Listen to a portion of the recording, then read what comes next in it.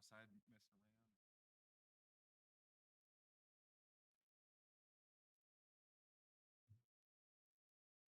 Suck some of the pressure out of the tires, so I was out there trying to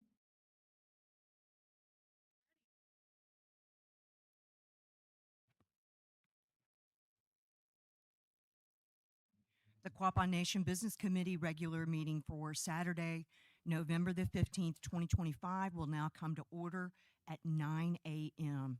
Member Mercer, would you please lead us in the invocation?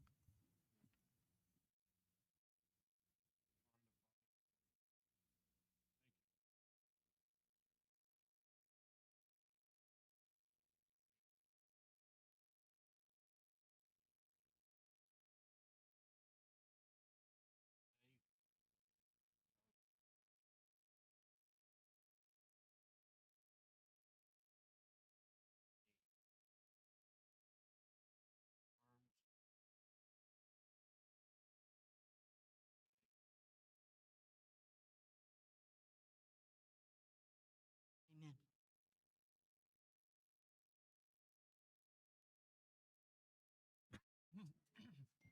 Secretary Treasurer Valier, would you please take roll call and declare quorum? Certainly, Madam Chair. Chair Supernaw, Present. Vice Chair McKibben, Present. Secretary Treasurer Valier, present. Member Mercer, Member Davis, Present. Member Buffalo, Present. Member Gibbs-Water. Present. Madam Chair, I declare a quorum. Secretary Treasurer Valier, would you please call orders of the day? Madam Chair, I call for the orders of the day. Thank you so much. Business Committee, are there any corrections to the documents listed as part of the consent agenda? The consent agenda includes the October 18th, 2025 meeting minutes, the directors and subcommittee reports as submitted. Hearing no objections, we'll proceed to the vote. All those in favor of adopting and approving the October 18th, 2025 meeting minutes, the directors and subcommittee reports as distributed, please say aye. Aye. All those opposed say no. The ayes have it, and the motion is adopted. The October 18th, 2025 meeting minutes, the directors and subcommittee reports are adopted as distributed. We'll go on to the Business Committee report. The following tribal members passed away since we last met: John Lane Berry, Ronnie Keaton McAllister, Trayvon Robert Bilby. Please lift these Quapaw families and all families in your prayers, and let us join in a moment of silence.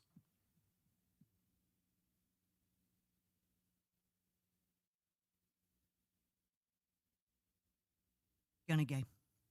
We do have some announcements this month. Vice Chair McKibben, would you please provide the MMIP task force organized by A.G. Drummond? Yes, ma'am. Yesterday, A.G. Drummond has had a meeting in Oklahoma City, and from our delegation here, Prosecutor Nathan Coleman was able to attend in person, as well as Marshal Bo Hamlin. Creating this MMIP task force, as we all know, is something that has been a long time coming and needed and far overdue. I didn't get to attend the whole thing due to another meeting, but I got to listen in for about an hour. The things they were really trying to drive home is collaborating and getting more people involved across the state, because especially in this age of days of trafficking, I-44 and I-40 are big corridors for that.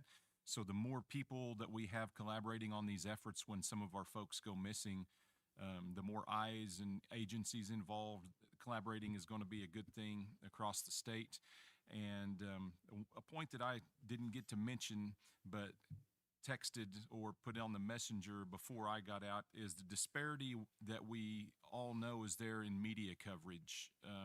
The news outlets and stations like that, they don't often cover when a Native person or someone that's from a less influential family goes missing. And there's just a huge disparity in that coverage in the media. So that's one thing I would really like us to work on in the Native community, is when some of our folks do go missing, that the news outlets are made well aware of this and it gets splashed all over the things, because things come to mind like Gabby Petito and the young lady Holloway that went missing in Aruba. Those things made national news and were constant there for a short time. But when those things happen to some of our native folks, that just doesn't seem to happen. So those disparities, we want to try to get those out in front of more eyes and more ears as possible. So hopefully in the future that happens for our folks. We appreciate your efforts toward that. Member Mercer, would you please provide a O-gah-pah Tikida project update? Yes, Madam Chair, there's not a whole lot more to report other than we are working. We have 2 homes left to have siding on them, then they'll be complete on the outside and we can do all dirt work. We have driveways and sidewalks on 2, 3 more that are up, ready to pour this week. That will just leave 1 house that needs the sidewalks and all that. Then all outside work will be completed. They're just working inside our facilities teams, electricians, mechanical, plumbing, all that to get all the rest of the homes where we can continue working throughout the winter months. And other than that, Jerry will probably brief you a little bit on it. I don't want to take away all her thunder, but our guys have been working really hard to get these homes to where we've got heat inside and hooked up for electric so we can continue hanging sheetrock, mud, tape, getting them all finished out. I'll let her comment on the rest because I know we've got cabinets and everything that has gone into a couple more that should be ready for occupancy very shortly. Thank you. Thank you. Member Gibbs Water, would you please give an update on the powwow grounds and longhouse improvements? Yeah, we just waiting on the 3D rendering for the presentation of the grounds project, and then the longhouse. All we have left is the propane tank to put in, and hopefully sometime here very soon we can have a dinner down there, do something, burn some cedar, say a prayer or something, and break it back in for all the years of not being used. That we'll have those conversations here following next week sometime. That's it. Thank you. Appreciate it. Secretary Treasurer Valier, would you please address the subcommittee vacancies? Certainly, Madam Chair. Resident Housing Committee, Don Caldwell and Chayton Ehrlich are appointed to the vacant positions on the Resident Housing Committee. They both will have a term expiration of December 2026. Does the Business Committee concur with the appointments to the Resident Housing Committee? Concur. Yes. Thank you, Don and Chayton, for serving your community in this capacity.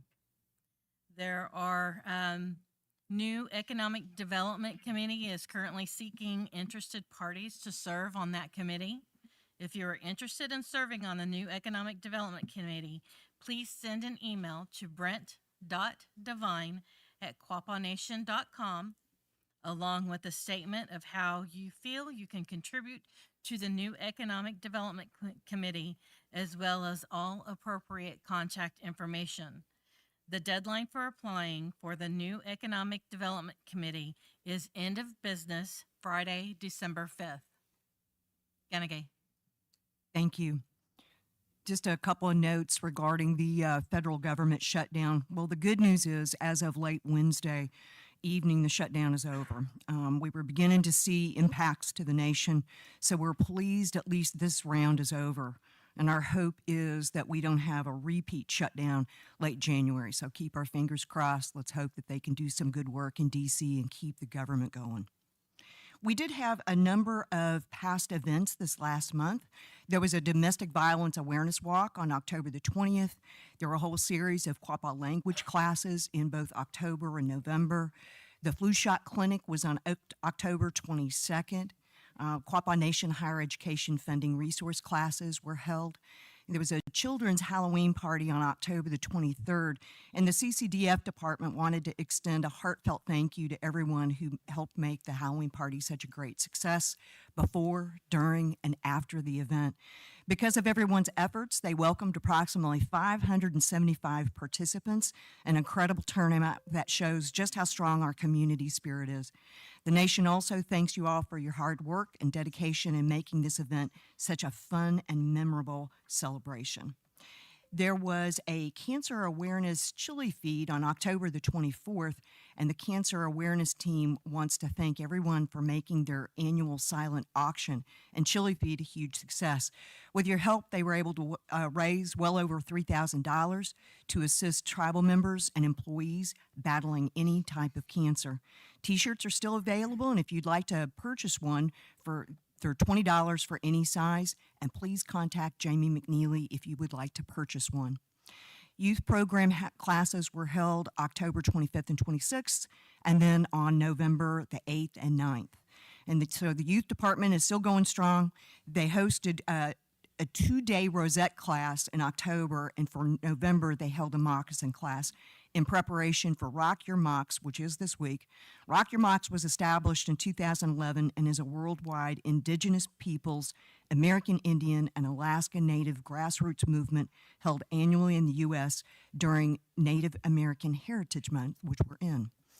The museum honoring our veterans was held on November the 6th, where a special viewing of the Veterans Quilt, which features the names of Quapaw tribal members, along with an information book, objects, and photographs related to World War II.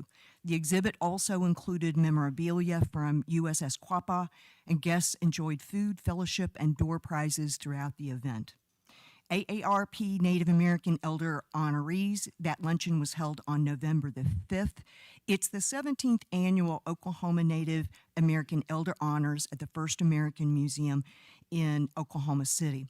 They celebrated 49 Native elders from 23 Oklahoma tribal nations for their achievements, community service, and impact. Amongst those recognized this year was our very own Sandy Bear. Congratulations to Sandy. The Quapaw Nation Veterans Dinner was held last Friday on November the 7th, and the event committee hosted that to honor veterans who are tribal members, spouses of tribal members, and employees of the nation.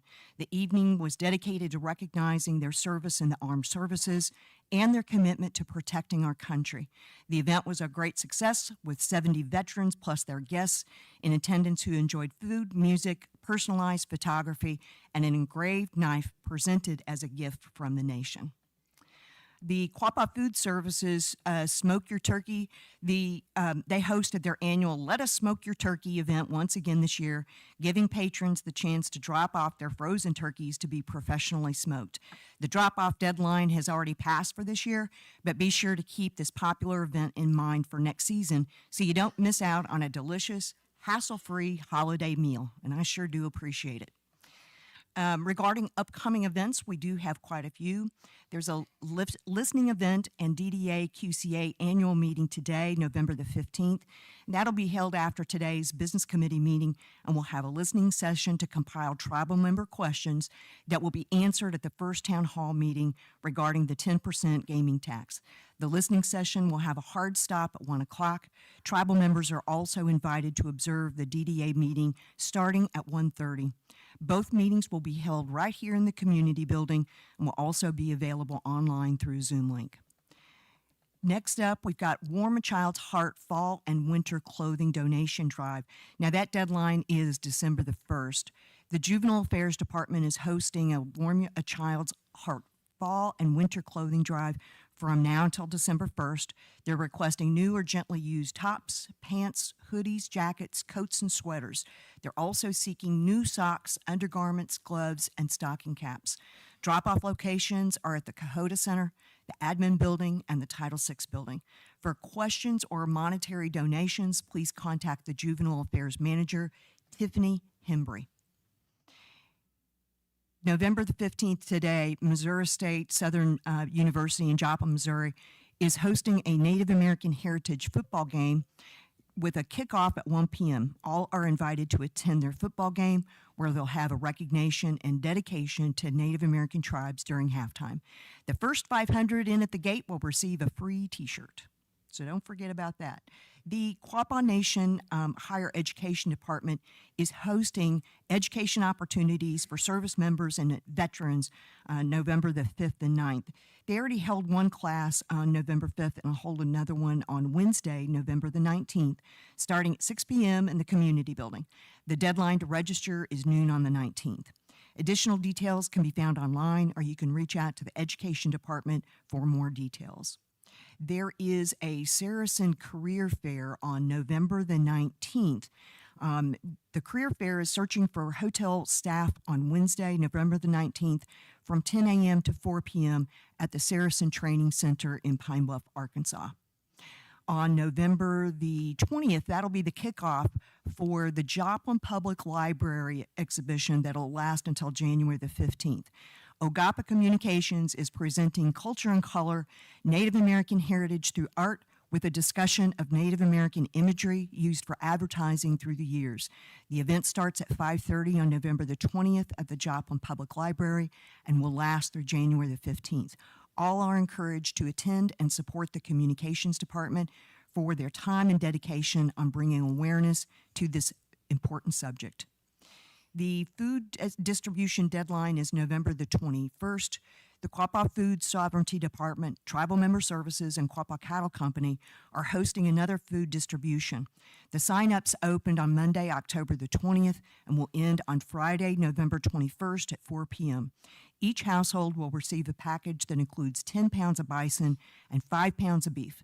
Distribution will take place during the week of December 8th through 13th, and this program is available only to Quapaw tribal members and is limited to the head of household. The sign-up form is available on the Quapaw Nation website, and please see the flyer for additional details. The STEM Team and Family Service fundraiser is December the 5th. These two departments teamed up for the fundraiser. They'll be having a baked potato bar lunch and silent auction fundraiser on December the 5th from 10 a.m. to 2 p.m. at the farmer's market. They'll be serving baked potatoes with toppings, side salad, brownie, and water. There is no set price, and your donation makes a huge difference. All proceeds will go towards supporting the educational initiatives for our youth and help complete a living playground and a therapeutic garden for Family Services Safe Homes. They're currently seeking donations for the silent auction, and those can be dropped off at the Higher Education Office. We encourage you to please come out and support these two great causes. December the 5th and January 9th, the Family Services Youth Department is hosting a drumstick making class with Wade Blevins. And again, that's December the 5th and January 9th. These classes will take place at the Cahota Center and are open to ages 5 to 24. No prior experience is necessary, and all supplies will be provided. Parents and guardians are encouraged to participate alongside their youth. These opportunities are made possible through a federal SAMHSA grant. To register, please contact Family Services Youth Department. On December the 12th, the Tulsa Oilers are hosting a Native American Heritage Night game. It's versus the Night Monsters. The offer is exclusively for members of the Quapaw Nation. Tickets are being offered at a discount, and prices start at $20.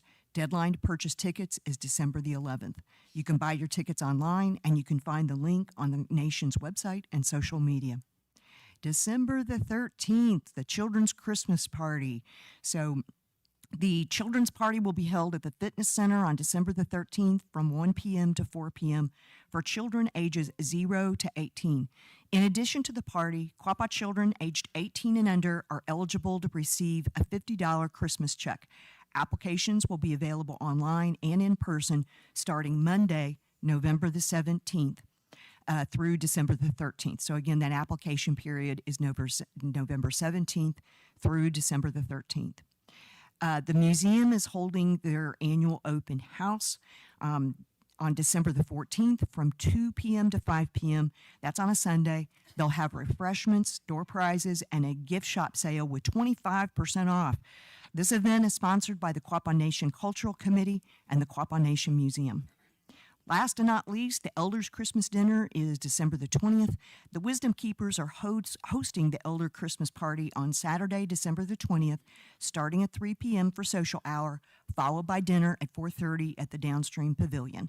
Invites will be sent to elders who are 65 years of age by the end. It says the end of the year, but I think it's the end of the month. Please be sure to RSVP for the event. That way they can plan better. On to the casino financials. First, Quapaw Casino. September 2025 was a unique month for Quapaw Casino when compared to last year. or actually compared to the monthly budget. So when the fiscal year 2025 budget was created, it was under the assumption that the new casino construction would be completed in September. Therefore, they were budgeted to be closed for 15 days in September. But with all that being said, their earnings before interest, taxes, depreciation, and amortization, EBITDA, was weak compared to September of 2024 and compared to the excellent year they have had. For the month ending September 30th, EBITDA totaled $185,000 with a margin of 10%. That's not so good in considering the industry average between 20 and 40%. They missed the expectation this month. September's results represent a decrease of $482,000 from September of last year and finished the year at $4.4 million, which did exceed the overall fiscal year 25 budget of $3.1 year. So the main contributing factor to the negative year-over-year comparison was their decrease in gaming revenue, while the main contributing factor to the positive budget comparison was that they were able to be open for the entire month and not missing those 15 days. September 25, we received the 7th payout from Flintco. They were paid $974,000 on Wednesday, October the 21st. The majority of the payments from material supplied vendors have also been paid, so that's regarding the new construction. Okay, on to Downstream Casino and Resort. These are their October results. It was an excellent month for Downstream. For the month ending October 31st, EBITDA totaled $7.9 million with a margin of 43.6%. So that's really excellent in comparison to industry standard. Total net revenue for October was $18.1 million, and the net revenue does represent a small increase from October budget. Net income for the month totaled, net income for the month totaled $6.7 million with a margin of 37.2%. That's a positive budget variance and an increase of $1.8 million from last year. So again, industry standard in this category is 15 to 25%, so Downstream had an excellent month. Debt reduction during October increased with additional principal payments of $10 million. Our next quarterly mandatory payment is $6.5 million. That'll be due on December the 31st. However, we'll continue the path of paying $7.5 million quarterly if approved, along with additional debt repayments. For Saracen, for October, net gaming revenue finished above $18 million for our third best gaming revenue month. Slot handle and revenue saw significant increases compared to prior year, with handle up 12% and revenue up 11.4%. Sportsbook volumes continue to outpace prior year, with handle up 17.5%. For Sportsbook, October is a big month with 4 major sports in play. Sportsbook win finished up to prior year and budget as handle increased along with more normal hold of 7.8% compared to prior year of 4.1%. So that's really good. They finished the fiscal year with 52.1% of the net gaming revenue for Central Arkansas gaming market, which is an increase from 50.8% for last year. This occurred even though our primary competitor, Oaklawn, has had a hotel and event center for several years, along with a 6-month horse racing center, and is located in Hot Springs, the #1 vacation destination for Arkansas. So congratulations to the team for such an excellent result. Considerable progress has been made on the development of the hotel and event center. From a budget perspective, the development is about 79% of the guaranteed maximum price for the general contractor through the end of September and 72% of the total budget. Most of the funding, 68%, has been generated from cash flow from operations. Utilization of the revolving line of credit to supplement cash flows has started, with every effort to minimize the number and amounts of draws. Updates on when the facility will open to the public will be forthcoming, with a preliminary date for a complement of rooms, not all, but a complement of rooms in January. And remember, as stated previously, hotel guests must be 21 years old. This concludes the Business Committee report. Ganagay. All right, let's go on to the subcommittee reports. O-Guah-Pah Wisdom Keepers, Grace.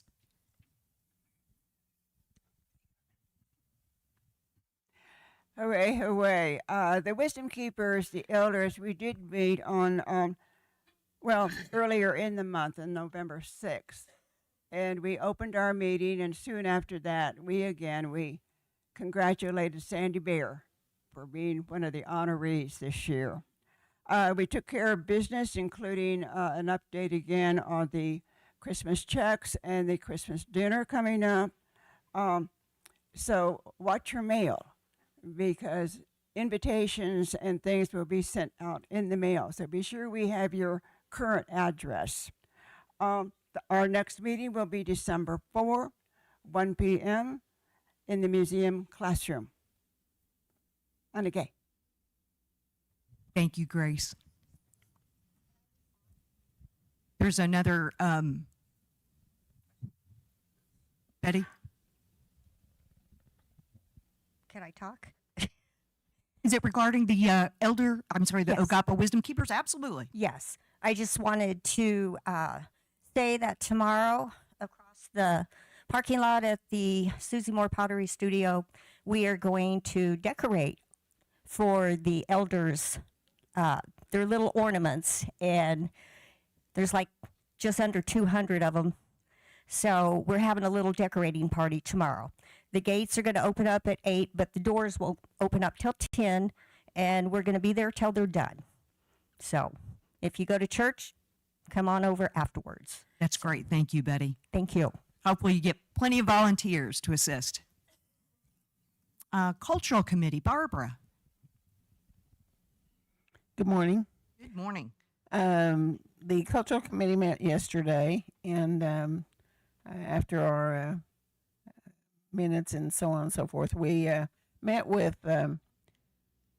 Josh Thyler, Michael Bugile, and Randall Ray from Downstream, who are going to be in charge of redoing the Red Oak Steakhouse in the new location. And they were wanting some assistance and some suggestions in the artwork and the remodel rendering that's taking place from the Cultural Committee and the cultural side, so that maybe photos and pictures and artwork can be a little more adapted to Quapaw Nation people instead of just total strangers hanging on the wall. So we appreciated that very much, and are looking forward to what they bring back. They brought some renderings from the architect, but they didn't like them, nor did any of the Cultural Committee. So we're kind of starting from the beginning, and we've sent them suggestions. Everybody came up with some really good suggestions, so I think that they'll come up with something that's really tribal oriented and really acceptable to everyone. We hope so. They'll be back. We also talked about the spring gathering. We have things planned for that, similar to what we had last year. And only we hope to have it down here and out in the open as we did the fall gathering. The Powwow Committee has already, of course, they've been doing fundraisers, and they were there representing, and they have a crown for their princess for next year. And we also got an update on all the crowns that the princesses didn't have in the past year, as well as this year. There's 3, I think, different silversmiths that we're going to reach out to get these all completed and get them in place in the vault for future use, and for the ones that have already served, as per our conversations or our correspondence with the business committee. The Christmas open house for the museum, as you said, is going to be December 14th from 2 to 5. The Cultural Committee is going to help sponsor that, and that'll be following a memorial dinner here at the community building that day at noon for Sunny Glass. So hopefully people can stop by, attend Sunny's memorial dinner, and then stop by the museum on their way home. We also got our responses from having our photo taken for the year and for the book. And the majority picked the photo where we were all smiling and not so stoic. So you can look forward to seeing that, I guess. The next meeting is scheduled for December the 11th at 11 a.m. in the classroom at the museum. And anyone that's interested in what we do or what we talk about or have something that you would like to bring to us is welcome to attend. It's December the 11th at 11 a.m. Thank you.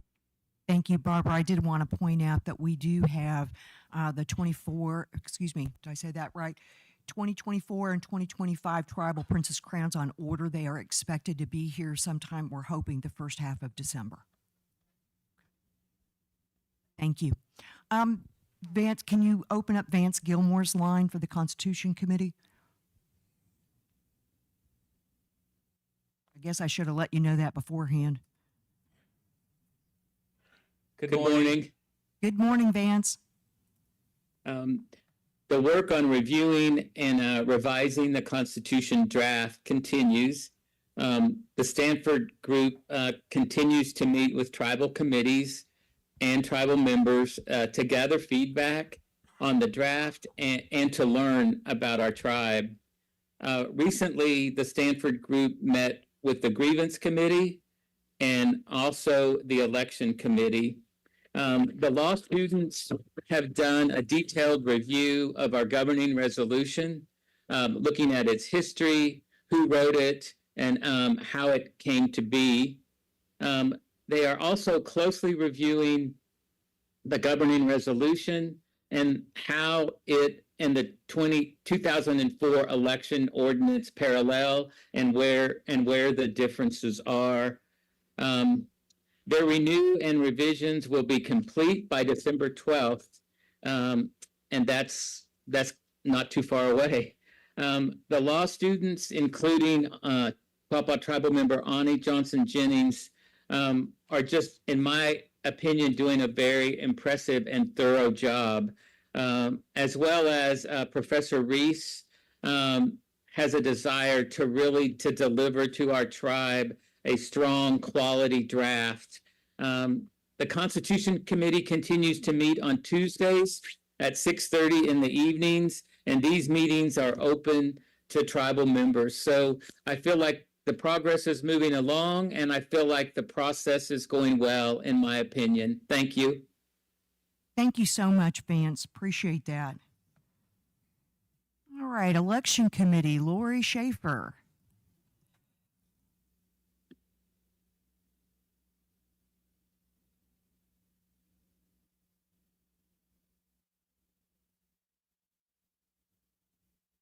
Good morning.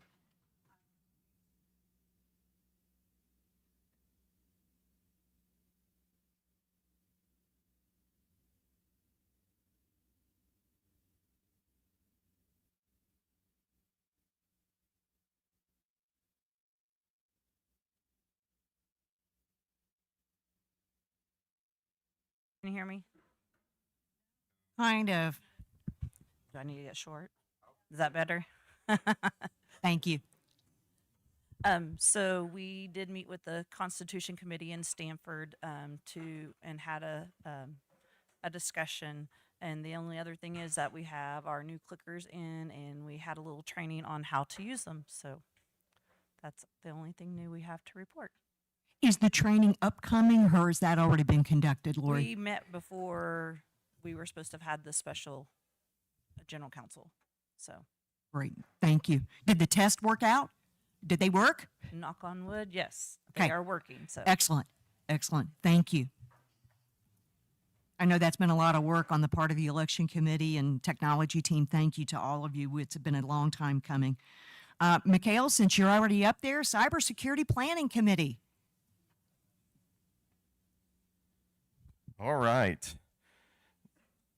Well, we have 4 items on the agenda today that we're going to get approved from all the work we've done on the Cybersecurity Planning Committee. Before I get into details on them, on 11-15-25C, we forgot to include in that resolution at the end, the final whereas, an effective date. So I'd like to recommend when you get to that to amend it so it has an effective date of January 1st, 2026, with a 3-month grace period to give us time to implement all these changes. Quick summary, I don't want to We take got it, everyone's Mikhail. time here. Was that? We got it. Thank you. Excellent.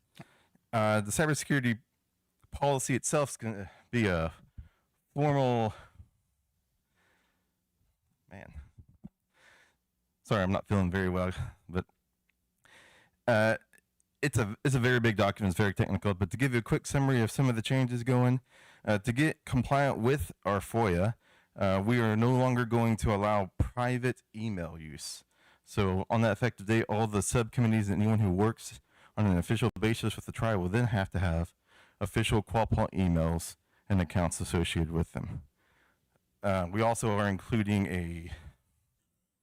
it's a big document, but we're also including a formal process for data requests to help organize some of the FOIA issues we've been having, along with other document requests with different commissions and committees. We also are centralizing a lot of our compliance needs and updating to some large security risks that will create some changes with how we interact with it. One example that will probably affect everybody is how we handle removable media. And there'll be some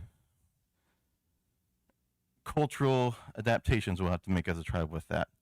So I appreciate everyone who's worked with the committee and working on this. It's been a lot of work on us. As for the computer use agreement, that is to go with the cybersecurity policy. We do have the employee handbook agreement. This is to complement that, not to replace that. Since not everyone who works on the commission is an employee, and not everyone who works on an official basis is an employee, we needed to create this computer use agreement to have another form of agreeing to our computer use policy and our cybersecurity policies. When that goes into effect, people's accounts will not be turned on until our new, what we're calling the LASSO group, gets that documentation. Further, we're having some updates to the Cyber Incidents Response Team Charter. Summary is we did a lot of definition changes and added some requests for compliance with CGIS and different court systems. And on the final one with the Cybersecurity Planning Committee Charter, ideally, we will only meet twice a year after this. Once will be a tabletop exercise with the Emergency Planning Committee, and once will be to do a yearly review of our cybersecurity policies and our charters, with the ability to have emergency meetings for oversight of the CERT team. We're also going to be adding 2 members to be compliant with some previous grants we requested. I thank everyone who has participated in making this work, and I would also like just to point out in my work with this committee and with my work with the Constitution Committee, it's become a recurring theme. I've noticed that as a organization, we have this culture of not really maintaining our policy documentations. So I would encourage all subcommittees to also adopt what we have adapted in ours, to create an annual review of your policies for a yearly update, so that there's always a consistent referenceable document for everybody to look up. Thank you. Mikhail, thank you so much, and thank you to the whole team that has done such a great job in pulling all these together. It's highly technical data. If someone has a question regarding, please wait till open forum. Is this for a committee? Okay. Go ahead. Microphone. Thank you. So, just for clarification on the FOIA request, does that mean that we have to have a tribal, like we have to be employees to request that? Oh, no, Can you no. explain that a little bit better, please? No, so as is, there is a lot of subcommittees who work under personal emails. And under FOIA, you have the ability to request any official communications of the Quapaw tribe. But since they're using private emails, we have no way of claiming those emails. So this is for just people who work on an official basis. You'll still be able to submit the request with personal emails. So if it's work-related FOIA, use your tribal, and if it's personal? If it's work related. Okay, so He's saying if it's work related, like if you're on a subcommittee you should only be using your Quapaw Nation address to communicate. You should not be using a private email. That is correct, but the actual request of a citizen does not require a personal email. Thank you, Mikhail. Appreciate it. I think this might be related to me, actually. So I'm not an employee, but I'm on the commissions, but I use my personal email because that's all I have. So are you saying that I need to open up another account with just Quapaw? Yes, if you're working on your committee or slash commission, we in the IT department will be reaching out on exactly how each committee wants to operate with that. You may just have to have one email account for your entire committee, or your committee may not even need email. But if you are communicating officially, doing work via email, it does need to be with the Quapaw Nation account. But I just started getting my emails regularly. So, okay. I think guess- that, Mikhail, can you explain, does that become effective once we consider these resolutions, or does that tied up with the grace period that you stated? That will be included with the grace period. So we will have until July 1st. Yep, total. Because it will be 3 months inside it. I mean, in the resolution, there's 3 months included inside this policy itself, for a total of 6. Mikhail, Okay. on the emails, I'd like for us, the Ethics Commission, to meet with you sometime. I'll be happy to. Thank you. Lori? Mikhail, just a quick question. I know like the election committee before had an email address, but nobody on the election committee had access to the email address. So will we have access to that? Where those emails went, nobody knows because nobody had any way to get to those emails. I do know that account is working and people are sending emails. So you'll need to get with me because you guys should have access to that. Okay. It was probably it's not passed on during some transition in the past. Okay. All right. Thank you.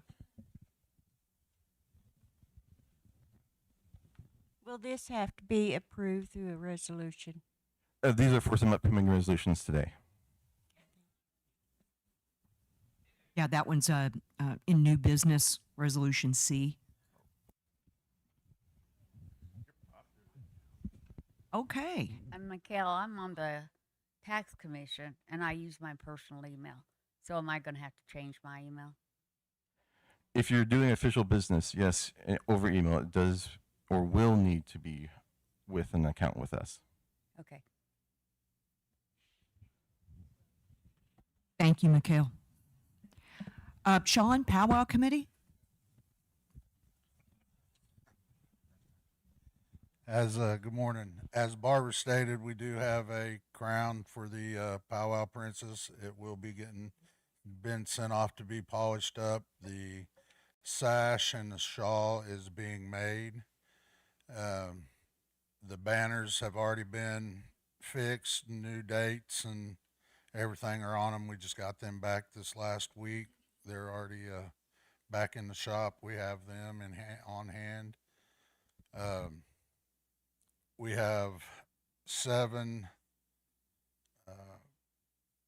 artists that had turned in their artwork for the t-shirts that we will be going through and picking the winner here in the next few weeks and posting the winner of that. We have the hand game that's going to be coming up, hand game and gourd dance that we're going to be benefit that will be going fundraiser that'll be happening on February 14th. Valentine's Day, we're going to have that going. And then the 3-on-3 basketball tournament will be in March at the gym down here. And we'll have flyers out for them here pretty soon. But all in all, everything's going good. Everything's moving on smooth. So everything's headed in the right direction for now. So. And this is only November. That's fantastic, Yeah, Sean. so- Thank you. You're welcome. Thank you. Any other subcommittees? Austin, I didn't know if you had anything for new economic development. Hold on for the microphone, please. I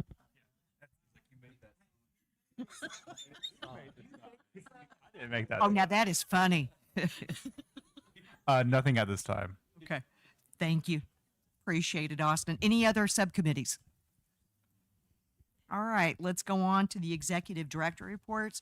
And those reports are targeted to the business committee. If others in attendance this morning have questions regarding those reports, please pose your questions during open forum. The executive director reports were posted to the tribal website earlier this week, and we'll now hear brief summaries of those reports directly from the executive directors. Eric Boone, CFO. Good morning. October was the first month of fiscal year 26. We received in the general fund 2.9 million in revenue. Our expenses were 2.5 million. Of those expenses, our tribal member health benefit was 433,000. I just noticed sitting here as I was reading over my notes, I have a typo there. The expenses for the tribal member health benefit were 433,000, and the total for the year was 433,000, obviously, yeah. but I have 443 on the paper. Forgive me there. And then also another typo, our CCDF program, it says during the month of September, that should read during the month of October. The CCDF program assisted 222 children and their families, and also 46 daycare facilities were subsidized. And in October, our tax revenue was 162,000. Pretty standard month. I wish they were all like this, but we know as we get closer to the beginning of the year and some of those benefits start over again, we've got education payments coming up for the spring. Those numbers will change a lot. So that's all I have for you today. Thank you, Eric. Trenton Stand, Executive Director, Resources.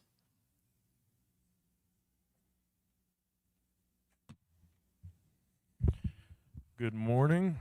Morning. Let's try to stay on my time here. So I'll just start. The government shutdown obviously impacted to some extent the majority of my departments. However, that did not stop them from being productive as the best that they could. There was a lot of essential staff in different areas that still maintain some level of office stability. So there were still some meetings that occurred, but there was also a lot of, well, we can't do anything yet until the government opens back up. So I will say that now to not have to say the government was shut down 8 or 9 times while I'm up here. The realty office, they kind of was flooded with hunting requests, given that it was October. We're working on trying to get the word out between realty conservation coordinators side of things for 2026 season, which would be 2027. To establish processes, get people in here a little earlier, so we're not waiting until the last minute to figure out who's where and who can do what. Chat sales still continued for them on getting consents, and meetings with chat owners and tribal attorneys occurred throughout the month. So all that stuff I felt was pretty successful. They did a good job keeping things moving while the BIA, their main counterpart, was not in the office. Environmental, they worked towards, we're still, November's supposed to be the opening for some funding for critical mineral research, data analysis. So they worked this month on trying to get that information put together, preparing for when they can submit that grant request to see if we can get funded, which we had folks from the BIA here during our critical mineral workshop to let them see for themselves how much work we're doing and have been doing at Tar Creek. We also we went ahead and requested some drawdowns in advance. We need projects to be funded through EPA, QSA work, and Pitcher. QSA has just knocked out quite a few projects, all pretty close to the same time. So TX43, which is Kansas Region 7, different. That one was done. 2 commerce sites was completed. What we call the Barrett site was wrapped up in recent months. Bird Dog was wrapped up in recent months. So as you can see, all those sites need to go somewhere. People need to go somewhere. So the state was working towards getting us. We were supposed to mow in this next week, actually, but they've added another layer of approval. So we're hoping to be able to mow bin December 1. Another one of those streamlining efficiency tasks that add more steps to something. But so we're hoping that doesn't hinder the process too much in the future. But since I got down QSA's road, they were more productive. They moved more material in October than they did the previous month in September, largely to closing out projects and weather. So we're hoping to kick open a few more of those. QCC, just turning on lights to a new year, so they're looking at what the cattle market's doing. Argentinian beef caused some issues recently, so they kind of slow played a little bit on what is the market going to do. Fortunately, our billing is up from 70,000 in September to I think over 100,000 at the feed yard for October. So we've got a lot of animals there that's helping. But we started getting our animals located and gearing up for 2026. Forestry, they have submitted the update, RTRL. They've had some trying to keep a pulse to the wildland fire merger that's going on, just to see how that affects them and future funding and cooperative agreements and things of that nature. So food sovereignty, they completed their summer crop harvest before that first freeze and did quite a bit of made some pickles, pepper jelly, relish, green tomato relish. Don't know if anybody have had that before. I have not. It's phenomenal. Very good. So swing by there sometime if you got a chance and pick some of that stuff up, because I stopped in yesterday to talk about some projects with them, and they were making another batch because they had sold out of the stuff. So they completed some staff training through Cornell University. That was farm safety training. And they picked up a few mercantile vendors that are new. One of them supplies some lamb chops and things that we haven't had in there before. So a little bit of diversity in the meat side of things. Let's see. That was the last of my handwritten notes, but I know I kind of skipped something I wanted to clarify.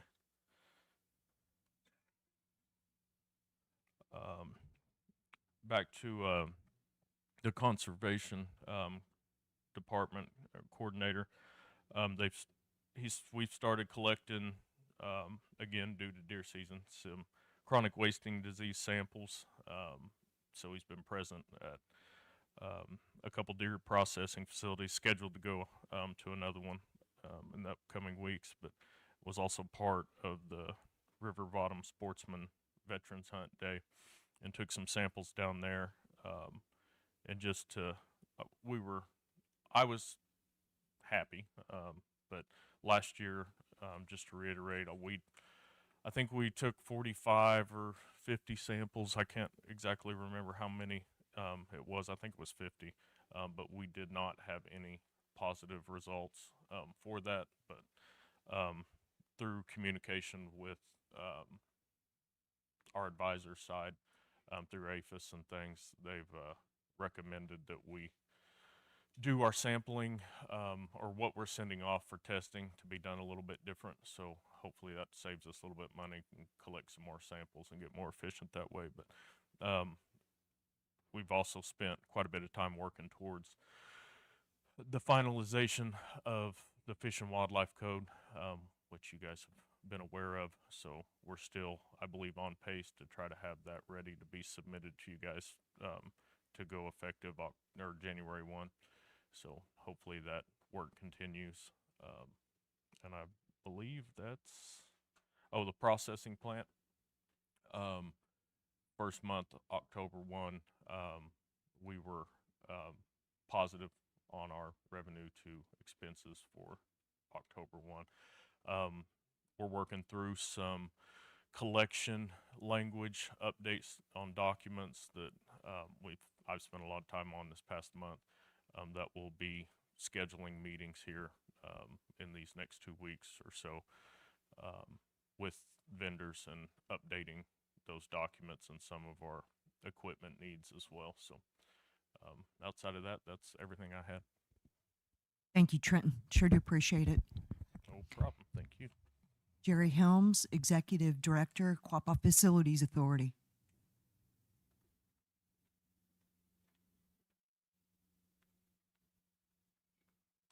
Good morning, everyone. Morning. I would like to give you an update on our solar installation for the Quapaw Nation. This has been an ongoing project for the last year and a half that will ensure energy sovereignty for the nation. We will start solar panel installation with the QSA building located at 304 Main Street in Quapaw, and then move to our fitness center. These panels have been delivered and are on site with installation beginning next week if the weather cooperates. We have executed a net metering agreement with Liberty, and that means solar panel owners are allowed to connect their solar energy system to their utility grid. This part of the project was funded by an existing open purchase order with Verified Solar LLC, and once completed, we will then move to the OLC, and then solar panels for this installation are scheduled for delivery this coming week. This project is entirely funded by the Tribal Energy Alternatives Grant. There is zero cost match, and we are working on the net metering agreement with Liberty for that building.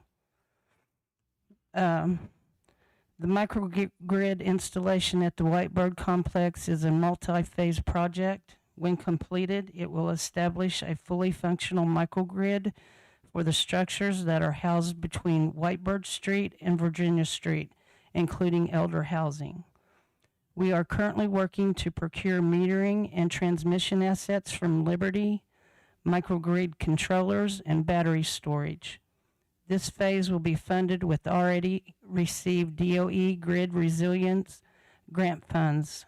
This is a cost match, but we have been able to work with the Indigenous Power and Light Fund, and they have verbally agreed to provide the cost match of $500,000. They said that we are further along in our initiatives than most tribes, and asked if we could do more, they could get us more funding. And they are excited to work with the Quapaw Nation, and we will be meeting with them in the next 2 weeks. Once the microgrid is established, this means we will have an energy project that generates revenue at no cost to the nation. With assistance from the Office of Indian Energy, we have drafted a comprehensive set of utility and franchise codes that will govern energy-related affairs within the reservation boundaries and protect Quapaw Nation sovereignty. This includes all utilities providing energy on the reservation as well. We are currently pursuing a funding opportunity to develop a structured and forward-looking strategy for the Quapaw Nation's economic development in the utility space. This will ensure that we are making decisions that will protect the nation's long-term financial interest in reference to all utilities. This is also a zero cost match funding opportunity if it is awarded. All these projects have been and will continue to be zero cost to the nation, with the exception of the already committed funds used for the QSA and Fitness Center buildings. That's all I have. That is a great update, Jerry, and thank you to you and the team for working so diligently on really expanding our energy sovereignty footprint here within the reservation. Thank you. And a thank you needs to go to Trenton because he was in on the first of that. So we appreciate what he done to help out with this. Thank you. Steve Estand, Executive Director, Tribal Member Services.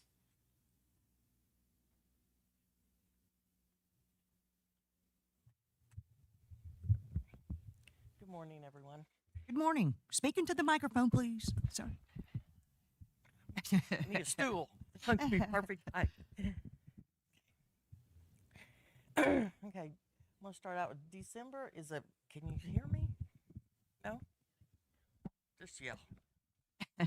December is a busy time for the fitness center just due to departments and external entities scheduling Christmas parties and events. Their Fall into Fitness Challenge had 14 sign up and 5 completed the challenge. We currently, with the enrollment department, have 6,223 enrolled tribal members, which was an increase of 2 from last month. And we have 1,800 registered voters, which also increased by 2. The enrollment department is working with the communications team just to update all returned addresses that have come back to prevent postage waste. So we're asking everybody to please spread the word and call in, make sure your addresses are updated with the enrollment department. Title VI, the Thanksgiving lunch will be November 19th from 11:30 to 1. They're also going to be having a Christmas lunch that will be December 17th from 11:30 to 1. And then an Elders Christmas party will be December 19th at 12:30, and there will be a gift exchange. The Education Department, they have assisted 3 tribal members through the workforce, and 1 is actually going to start work next week, so that's a positive. The Education Department and the Family Services Department are teaming up together on some fundraisers, and they are currently accepting donations for a silent auction. The silent auction and baked potato luncheon will be held on Friday, December 5th from 10 to 2 at the farmers market, and proceeds from the donation and the silent auction will go to help STEM activities and also the living playground at the Family Services Department, where they host. That living playground is for children that are actually have parents staying in the tiny homes, and they're also having outside group meetings and stuff there when the weather permits. To donate to the silent auction or request a pre-order form for the baked potato feed, please contact Family Services or the Education Department. Family Services is going to be in the Christmas parades, so they're putting together their theme, and they will be attending all the parades, they say. That's a lot of walking. So, and they're also been very busy assisting clients and providing community outreach. On their DV walk that I spoke of last month, they had 80 participants come out, so that was a huge turnout for them. And the Native Youth Connections program, which is ran by Kristen Keys, has been very busy with youth classes and has completed 80 counseling sessions for youth in the month of October. So, social services, the applications for SNAP and WIC participants will end the close of day on Monday due to the government opening back up. So please, if you know of anybody, spread the word that they need to get those applications completed by Monday, close of day, on the 17th, this coming Monday. And please make sure you've updated your beneficiary forms through social services. I know sometimes people forget to do that, but every year you really should, reach out and make sure your forms are updated the way you want them. And housing now is, of course, handling the LIHEAP applications, which they will assist with utilities too. You do have to be in Ottawa County, and you do have to qualify by income. There's some criteria that you have to meet, but will assist on top of the tribal member services, utility assistance. So please, if you know anyone that needs help, especially with the cold weather, coming to see if they'll apply. So contact Misty in housing. And that's all I have. Steva, thank you. Appreciate it. George Valier, Executive Director, Department of Public Safety.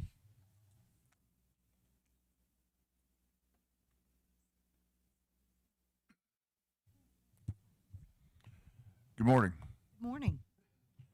The fire and EMS had 226 runs in October. Marshals responded to 622 calls. Indian Child Welfare handled 74 cases.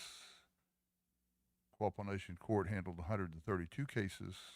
Quapaw Counseling Services took care of 247 patients. The Mobile Integrated Health responded to 109 calls. All of these numbers are up from the previous month of September. EMS marshals provided support, along with fire, provided support to multiple football games around the reservation in the county.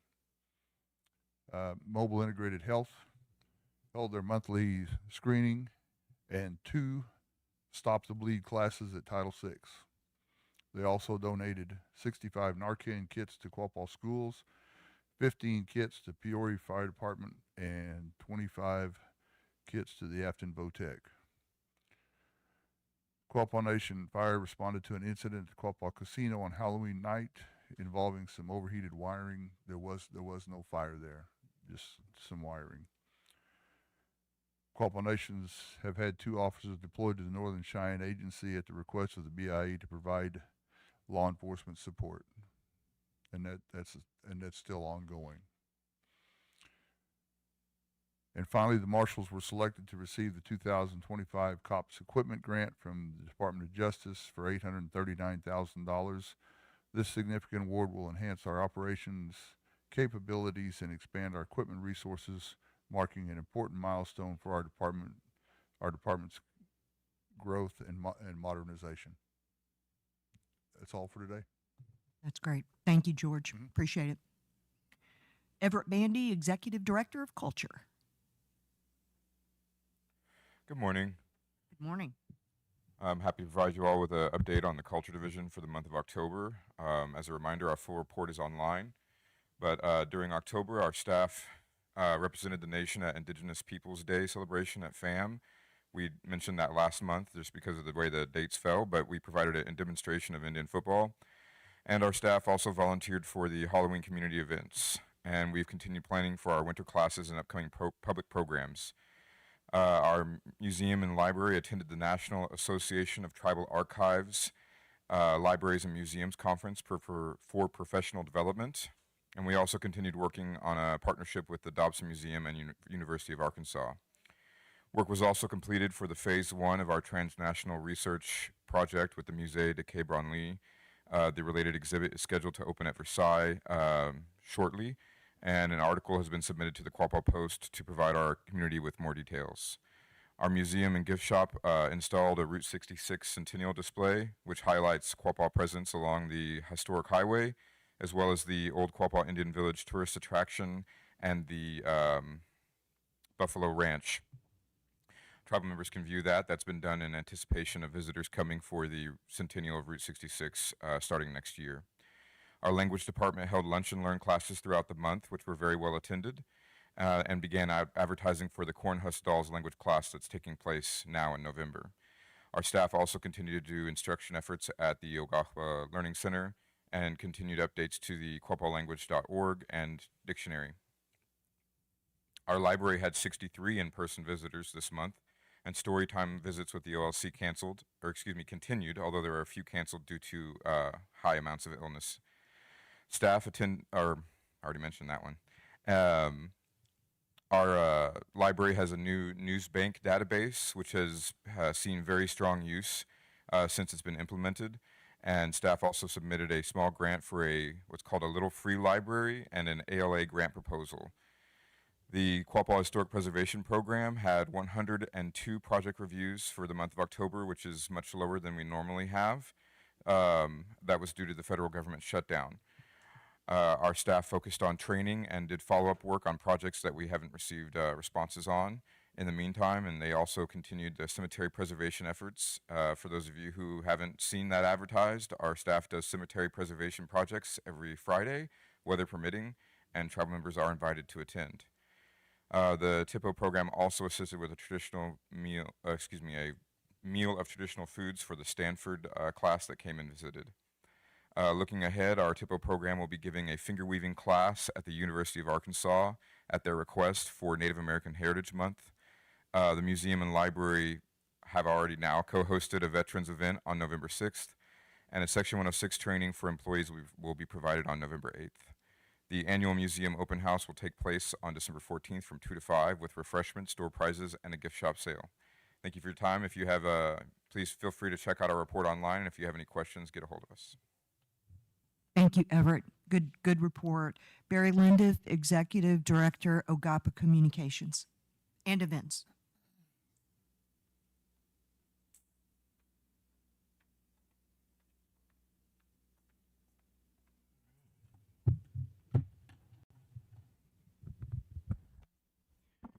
Good morning, everybody. It's Native American Heritage Month, and we've been moving at a incredible rate of speed, hair on fire rate of speed, if you will. And honestly, we wouldn't have it any other way. It never makes for a calm day. The team supported more than 31 to be exact, departments, committees, producing range of creative and strategic materials.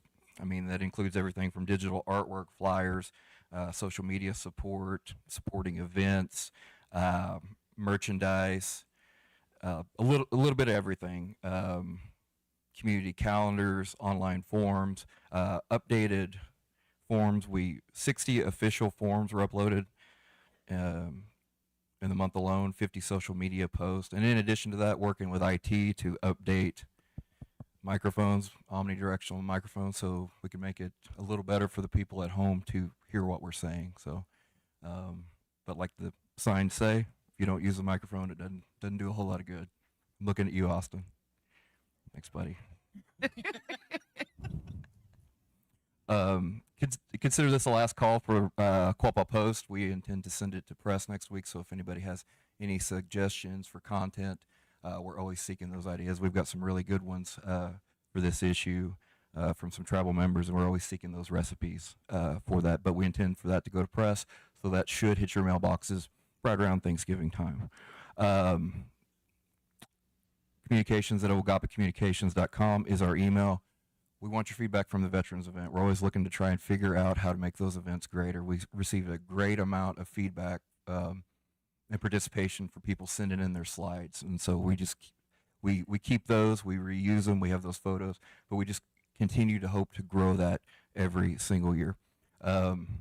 Today's one of those days where they need about 6 of us because we've got the Native American game at Missouri Southern. And to talk a little bit about that, when I went to, and this isn't an indictment on public education by any means, but when I went to school, and I'm hoping it's changed, I don't know that public school necessarily does everything in its ability to prepare our kids for the real world. And so what these partnerships do is sometimes you get, like politicians, you often get a lot of lip service, same with academia. So that's why we are going to these universities and working on partnerships and things like that. We've had a lot of students take tours at Missouri Southern. A lot of them are going to be present today. And, it's all about the kids in the future. That's kind of what we're doing here with that. In addition, we're taking stories and putting them on canvas. Young Mr. Austin Headley is heading up this project. It debuts Thursday at the Joplin Public Library, Culture and Colors. And it's taking art, history, and trying to present it in a little bit of different form. Times change, people change, the way people learn change, and so we're trying to adapt that. We're trying to take history and put it in a different presentation. We did a lot of media this week, and there's no really other way to say it than we're trying to trick people into learning something. So we encourage everybody to come out to these events and share your stories, because the one thing that I heard over and over and over again from the media is they want to hear about the families, they want to hear about the stories, and you know, that's how we continue to document these stories, because if they're gone, they're gone. Also, a lot of this art we can repurpose for tons of other things. So that's really exciting. A really good day for us is when we get to collaborate with a different department. A really bad day is when departments work in silos. And so we encourage everybody to reach out to us. We have a very diverse set of skills on our team. We're not experts in everything, but I'm pretty sure that we can, like Ms. Gatke experienced this week, we will get you in the right direction of somebody that can get you taken care of. Christmas invites are going out this week, so look forward to those.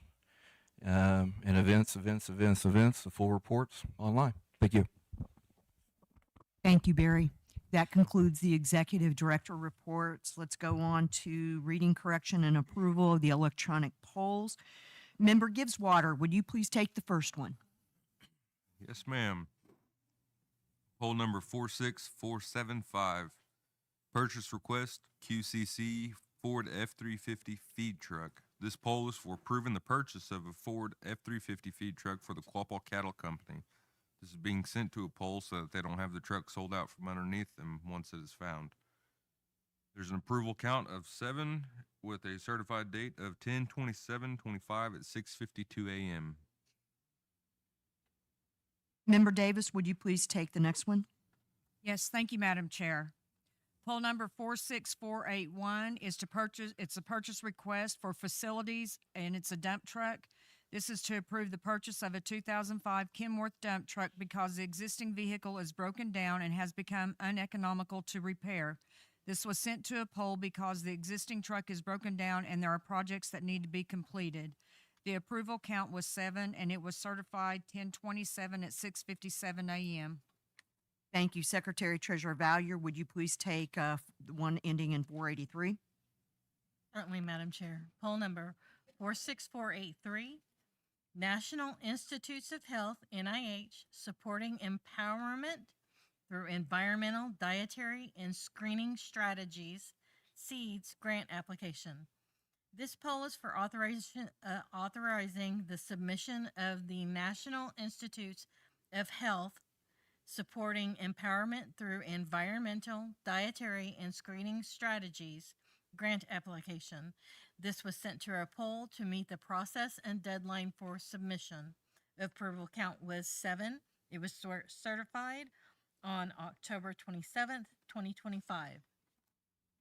Thank you. I'll go ahead and take the next one. It's poll number 46646, approving the Quapaw Casino sale of goods and services contract. The polls for approving the Quapaw Casino sale of goods and services contract, which includes the installation of a new Cinetic Synergy video management system with all hardware for a turnkey design, 12 recording servers, 1 archive storage server, 19 client workstations, and 8 display wall clients driving 15 wall monitors. This was sent to a poll to not delay construction at the new Quapaw Casino.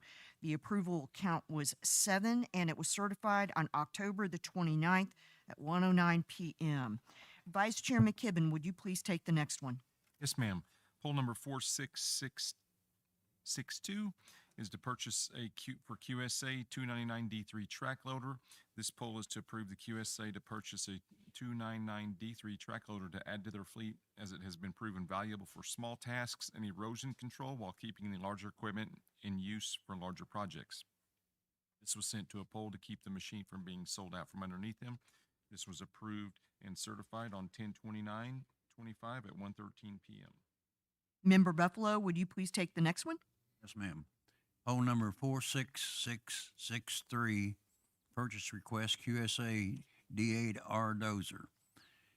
This poll is to approve the Quapaw Service Authority QSA to purchase a D8R dozer to keep up with the project demands and truck schedules.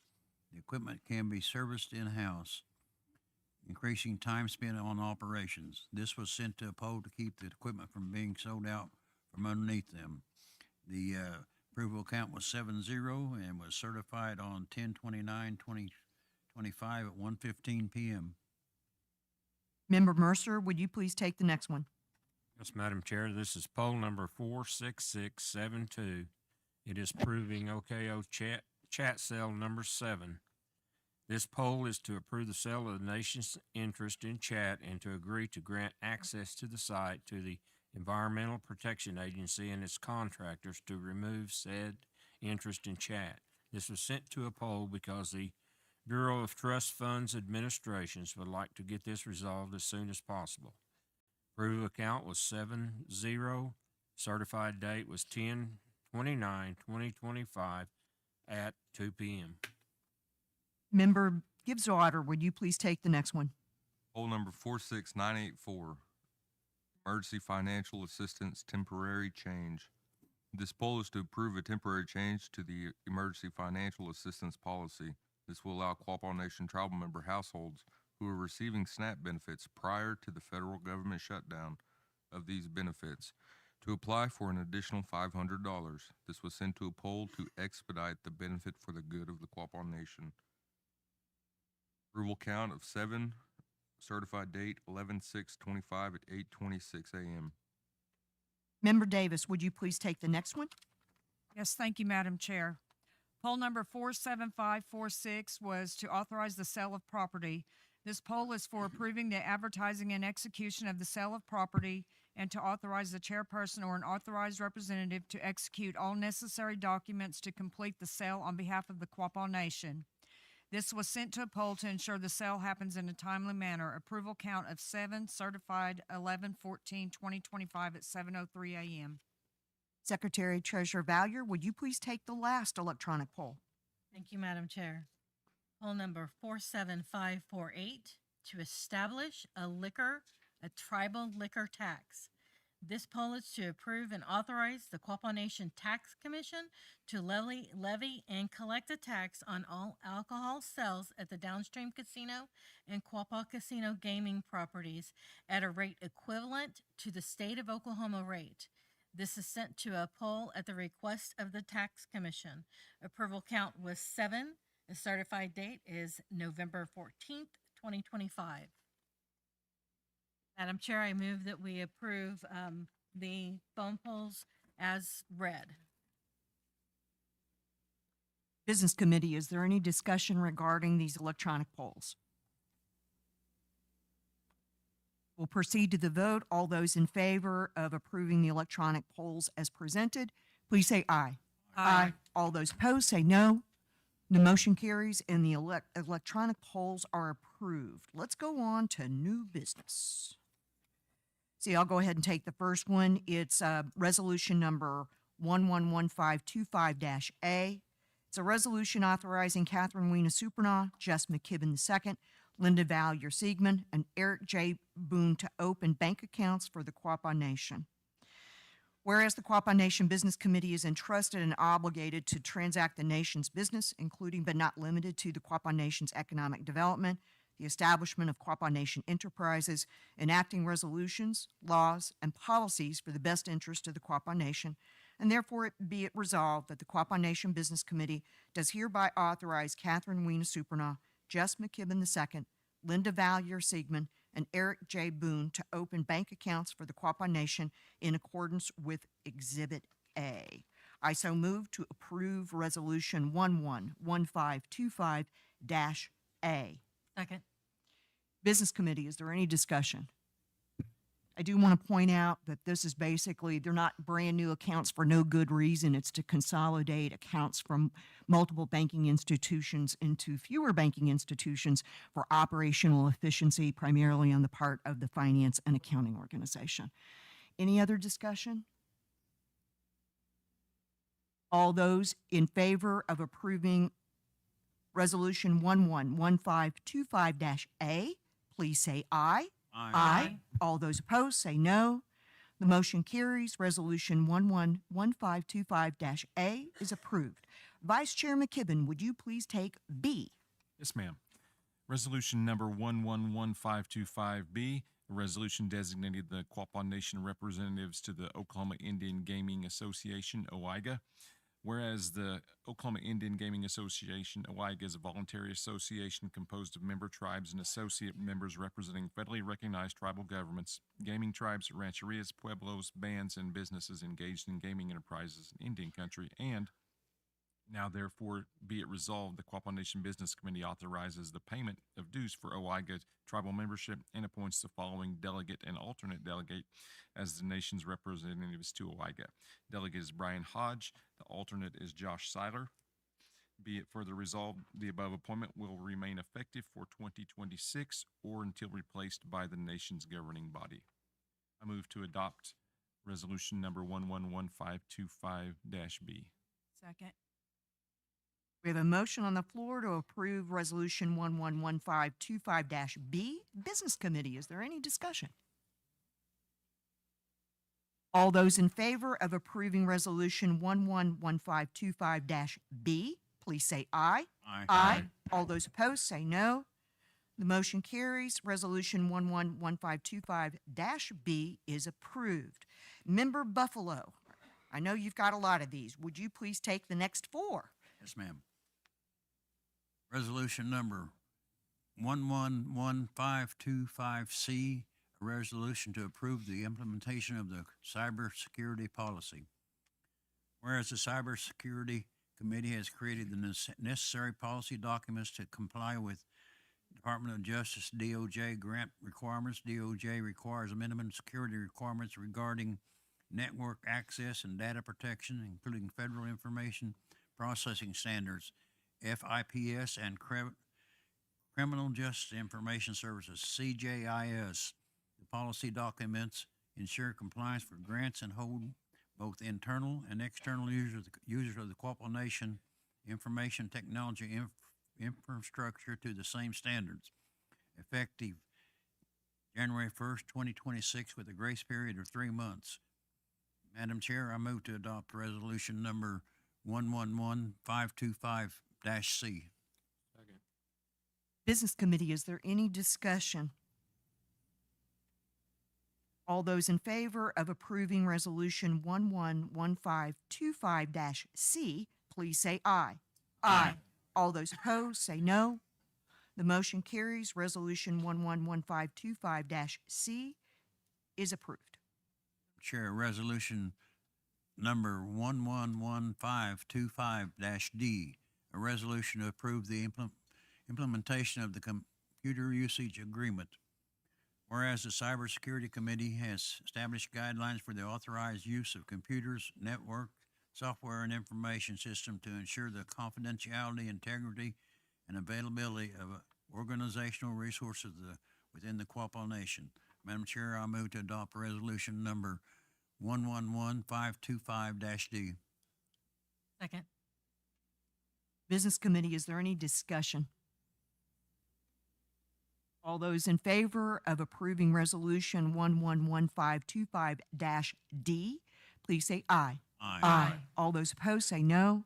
The motion carries, and Resolution 111525-D is approved. Madam Chair, resolution number 111525-E, a resolution to approve the implementation of the Cybersecurity Incident Response Team, CIRT, Charter. Whereas the Charter establishes the Quapaw Nation Cybersecurity Incident Report Team, CIRT, and prescribes the procedures for responding to cybersecurity incidents that affect the nation's information systems, operations, or sensitive data. The primary objective of the CIRT is to minimize operational, financial, and reputational impacts of such incidents. The CIRT operates under the oversight of the Quapaw Nation Cybersecurity Committee, CSPC, and shall provide reports, recommendations, and other necessary information to support the nation's overall cybersecurity strategy. Madam Chair, I move to adopt resolution number 111-525-E. Business Committee, is there any discussion? All those in favor of approving Resolution 111525-E, please say aye. Aye. All those opposed say no. Motion carries. Resolution 111525-E is approved. Madam Chair, resolution number 111525-F, a resolution to approve the updated Cybersecurity Planning Committee Charter. Whereas the Cybersecurity Planning Committee Charter originally authorized on December 21st, 2024 by Resolution 122124-H has been updated to include grammatical changes and edits for clarity. The charter also adds 2 additional members each to meet grant requirements for committee size. Madam Chair, I move to adopt resolution number 111525-F. Second. Business Committee, is there any discussion? All those in favor of approving Resolution 111525-F, please say aye. Aye. All those opposed say no. Motion carries. Resolution 111525-F is approved. Thank you, Member Buffalo. Member Gibbs-Water, would you please take G? Resolution number 111525-G. A resolution to authorize the sale of the Quapaw Nation restricted interest in Chat in the Western Chat pile located under the jurisdiction of the Quapaw Nation. Whereas the Quapaw Nation's Business Committee supports the sale of the nation's interest on the 92150 and interest of the 92150 and restricted Chat to Williams Diversified Materials Incorporated per ton in the Western Chat pile. Total tonnage to be purchased 25,983 tons located on the allotment. The nation further agrees to grant access to the site to the EPA and its contractors to remove said interest in Chat, and further understands that the nation's proportionate share will be paid up front. Therefore, be it resolved by the Business Committee of the Quapaw Nation that the nation's chairperson or an authorized representative of the Quapaw Nation is hereby authorized to execute this consent given for Chat sale and access over the nation's interest in Chat and property. Therefore, be it finally resolved that the Quapaw Nation requests that the Secretary of the Interior or an authorized representative approve said Chat sale of the Western Chat pile located on a portion of the allotment of 920151. I so move to approve resolution number 111525-G. Business Committee, is there any discussion? All those in favor of approving Resolution 111525-G, please say aye. Aye. All those opposed say no. Motion carries. Resolution 1115-G is approved. Member Davis, would you please take H? Yes, thank you, Madam Chair. Resolution number let me start that over. That's all those ones in a row gets me confused. 111525-H. A resolution authorizing the purchase of fee property with the execution of a lease back upon closing and authorizing the chairperson or an authorized representative to execute all necessary documents on behalf of the Quapaw Nation. Whereas the Quapaw Nation Business Committee supports the purchase of property by the Quapaw Nation, they have agreed to the price for the outright purchase of the property described below as 1,136 acres, more or less, at 3991 South 600 Road, Quapaw, Oklahoma. Therefore, be it resolved by the Business Committee of the Quapaw Nation that the tribal chairperson or an authorized representative of the Quapaw Nation is hereby authorized to negotiate and execute the purchase of the above described land to promote self-determination and such other uses as may be determined. Madam Chair, I so move to adopt resolution number 111525-H. Second. We've got a motion on the floor to approve Resolution 111525-H. Business Committee, is there any discussion?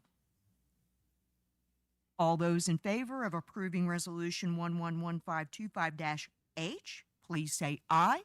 Aye. All those opposed say no. The motion carries. Resolution 111525-H is approved. Secretary Treasurer Valier, would you please take I? Thank you, Madam Chair.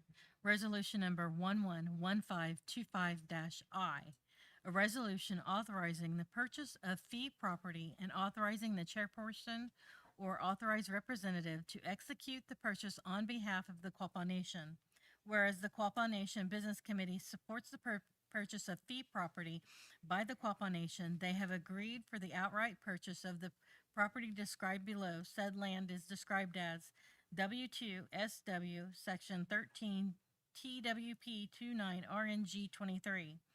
Therefore, be it resolved by the Business Committee of the Quapaw Nation that the tribal chairperson or an authorized representative of the Quapaw Nation is hereby authorized to negotiate and execute the purchase of the above described land and to promote tribal self-determination and other such uses as may be determined.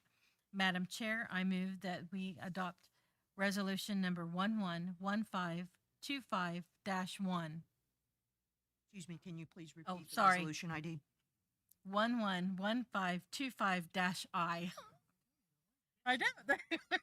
Second. And the I looks like a 1. All right, we've got a motion to approve Resolution 111525-I. Business Committee, is there any discussion? All those in favor of approving Resolution 111525-I, please say aye. Aye. All those opposed, say no. The resolution carries. Resolution 111525-I is approved. I will gladly take the next one. It's resolution number 111525-J. It's a resolution to authorize the sale of the Quapaw Nation's restricted interest in chat in the OKO chat pile located under the jurisdiction of the Quapaw Nation. Whereas the Quapaw Nation's Business Committee supports the sale of the nation's 4,320th over 103,680 interest on the restricted chat to Bettis Asphalt and Construction, Inc. in the amount of per ton in the OKO chat pile located on the allotment, the nation further agrees to grant access to the site to EPA and its contractors to remove said interest in chat, and further understands that the nation's proportionate share will be paid up front.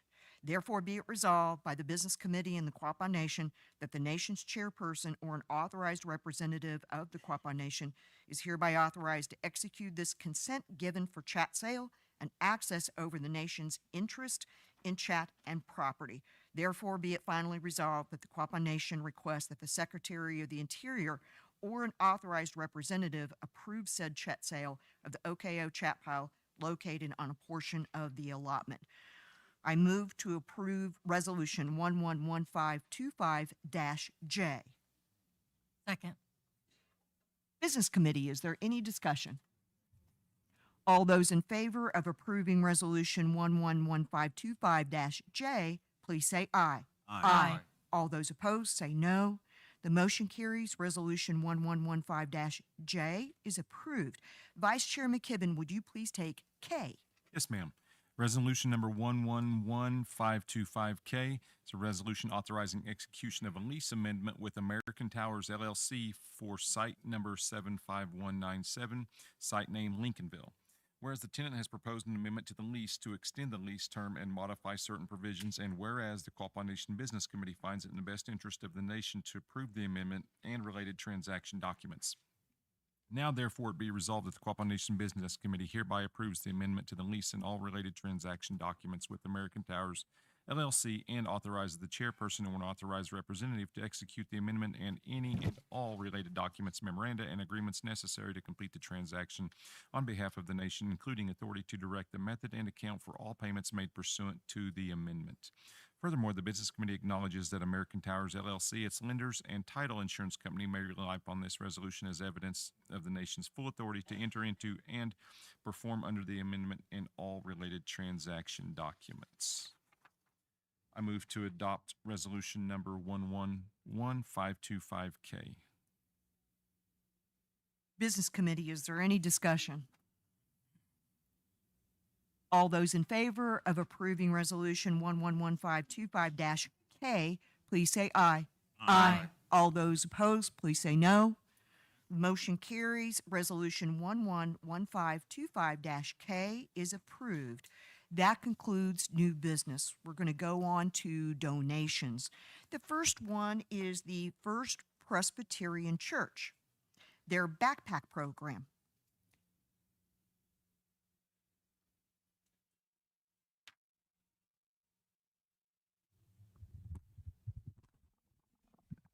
Good morning. Good morning. Yes, the backpack program has been going on for at least 8 years that I'm aware of. I coordinate the effort of volunteers from the church. We meet once a week, put together the backpacks. Currently, we're doing 27 a week. And this goes to Roosevelt Elementary, first through third graders. And the children that are being provided these bags have been identified usually by the school nurse as coming from a family that's financially challenged or has other problems. And the Quapaw Nation has been with us since I can remember in helping to fund this program. So I would request that you continue to donate at the $500 level. And thank you so much for your work in the past. Thank you for your service to the community. I saw in your notes that there was a market increase this last year. So the need is great.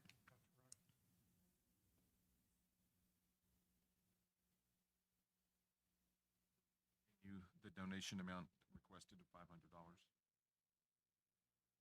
Business Committee, are there any further discussion or questions? All those in favor of approving the $500 donation for the First Presbyterian Church Backpack Program, please say aye. Aye. All those opposed say no. The motion carries and the $500 donation is approved. All right, we've got another one, the Northeast Oklahoma Veterans Cemetery. Ronnie Garrett?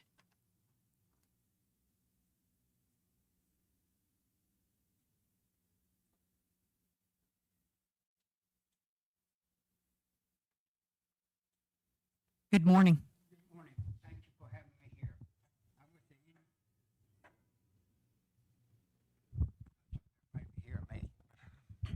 Thank you, Brent. I'm with the Enio Veteran Cemetery here in Ottaway County. I'm the manager of it over there and stuff. And I'm here to ask you if you can help us on our wreath program this year. What we do, we get wreaths and for all the veterans we have out there in our cemetery. Then after what we don't, the more we have, we let other cemeteries, not other cemeteries, other veterans, we cover different cemeteries. And our cemetery, we do it first. We place all the wreaths. Wreaths Across America, we used to be. We're not Wreaths Across America no more. We're Northeast Oklahoma veterans. Wreaths Across America, all money goes to College Station, Texas. They determine when the money goes. So ours, local, Ottaway County, we keep it here. We've got a cemetery, some of you might not know it, over by Commerce in the country. But we're asked. I'm going to give you a little history if it'd be okay. Our first person that we buried is from Hawkerville, Jerry Young. He was a Native American. He lived in Sand Springs, Oklahoma. He was a Creek Nation chief, and they had a big service for him out there at our cemetery. Then the second one that helped me build it and stuff the cemetery was a veteran too, and that's Clifford and Pat Brown from San Antonio, Texas. They're buried out there. They're from the Cherokee stuff. Then least but all, we buried, you guys buried another one out there, I think about a month ago and stuff. Robert Alexander, he's a personal friend of mine, all these are. He's a Native American. He helped me get it started and stuff. And it was a privilege to have him buried out there, but I didn't know he was a Creek Indian. I thought he was a Quapaw tribe. And I know, about 50 years I knowed him. Then we got another one, think he's here. He's hiding. But Henry Ellick, he has helped our veterans cemetery and helped the veterans here in Ottawa County a lot. And I'm sure proud to be a personal friend of his and everything, and he's helped us all. Our brethren, we have to order 300 wreaths to get them dropped off here. And this year, the wreaths are $20. We're just asking for any donation, no matter what it is. We got $102 right now. Not $1,002 right now. Wreaths Across America, you have a place right here, Baxter Spring, Kansas. Yellow Transit, the guy that owned Yellow Transit was the one that helped. You got a national cemetery 7 miles here. Up there at Baxter Springs, it's closed. Go up there December 12th and look at all the wreaths on that grave. That's what we're trying to do to ours, keep it just like it is. So if you can help, any amount, 10, 20, or 30, whatever you want to do, that is up, we're just asking. And I thank you for letting me come here and speak and stuff on part of the Northeast Oklahoma Veteran Cemetery. Thank you. Ronnie, do you purchase the wreaths up here? Ronnie, right here. Do you purchase the wreaths through Wreaths Across America? No. So you purchased them from a different organization? Let's cut Wreaths Across America out. That's a big organization. Yes, it is. It's really. We went to Northeast Oklahoma Veterans Wreath so we can keep the money in this county. We got ours from Springfield, Missouri, Home of Hope. And we help them out so we can have our veterans. We don't make nothing. What money we have left goes to next year. Now, people comes out there after we get through with our cemetery. If they can prove that they're a veteran, we'll give a wreath to whoever it is. And on Chief Stan and John Stan, Peory's, I take one out there personal. Okay, I know them personal. Green Lawn Cemetery, there's about 5 up there too. Half a picture is buried up there. But just whatever you guys want to do, that is what we do. We're a nonprofit organization. We're incorporated in everything. And Henry used to do all this speaking for me a long time ago here. But do you conduct a ceremony or do anything for us on a certain day to be able to lay the wreaths on all the veterans' graves? The school comes out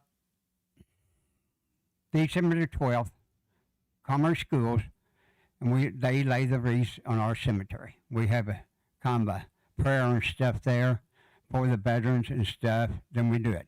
It stays out from December the 12th to January the 15th, and these wreaths are all live wreaths, no artificial. And the guy at Yellow Transit made it plain that he will not deliver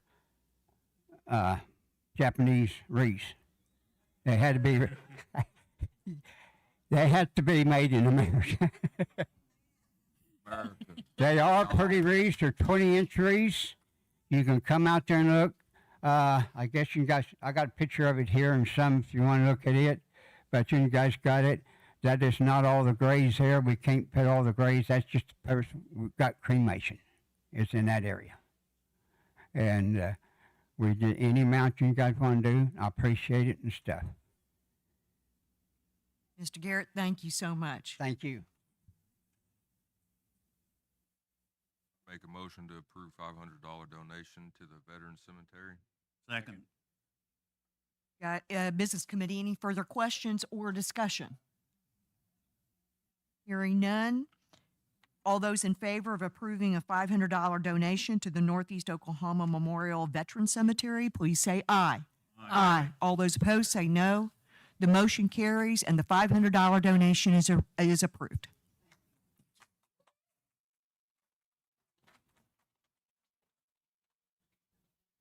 All right, then we've got Kira Kerr.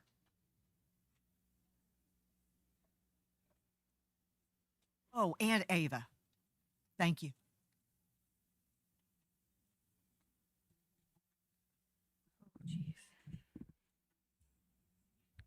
Good morning. I am Good morning. Kira Kerr. I am the daughter of Nikki Washington Kerr and Mark Kerr. Okay, thank you. I am Kira Kerr. I am the daughter of Nikki Washington Kerr and Mark Kerr. My my grandparents are James Washington and Lori Cox. My great grandparents are Nancy Schapp and Jimmy Washington. I was nominated to represent middle school cheer in Miss Merry Christmas. I'll be walking with Asher Dawson, who is also a tribal member. I am currently in band and I am on the basketball squad and I play track and an academic bowl. I would greatly appreciate a donation to help me raise money for the Quapaw Student Council. This is the only fundraiser they hold each year. Student Council is a great organization that helps build the community for the student body. Last year, they bought picnic tables for the students to use at lunch and outside of class. The year before this, they purchased a swing set for the middle school, and the year before that, they helped extend a fence around the middle school. While I would love to win, I have won before in the past, and I am more interested in raising money for this great organization. Thank you so much for letting me speak with you today. Uga'xpa.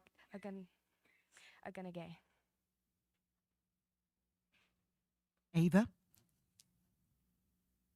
Good morning. I am Ava Snyder Kerr. I am daughter of Nikki Washington and Mark Kerr. Grandparents are James Washington and Lori Cox. The great-grandparents are Nancy Schapp and Jimmy Washington. I was nominated to represent Student Council in Miss Merry Christmas. I am an active band member, art, Spanish, academic bowl, and FCCLA.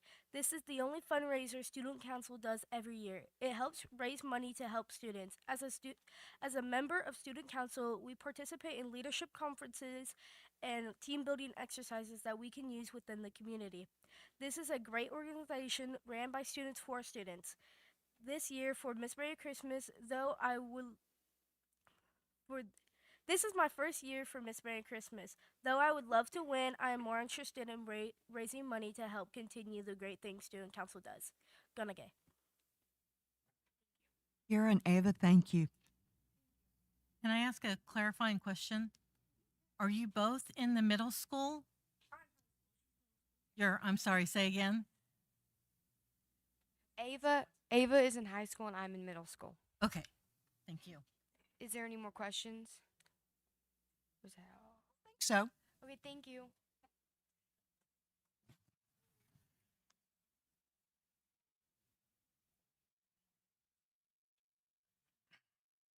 Madam Chair, I move that we donate $250 apiece to each Ava and Kara for the Miss Merry Christmas fundraiser.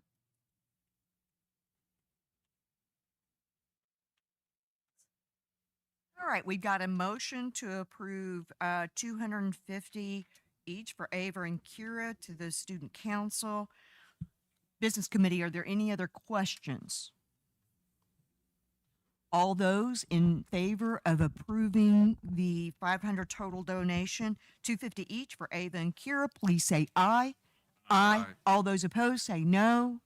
The motion carries and the total $500 donation, $250 each, is approved.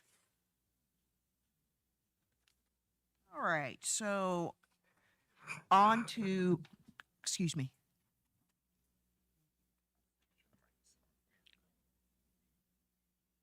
I'd like to thank Kira and Ava for speaking so eloquently this morning. Yeah. These young ladies are brave and growing up strong.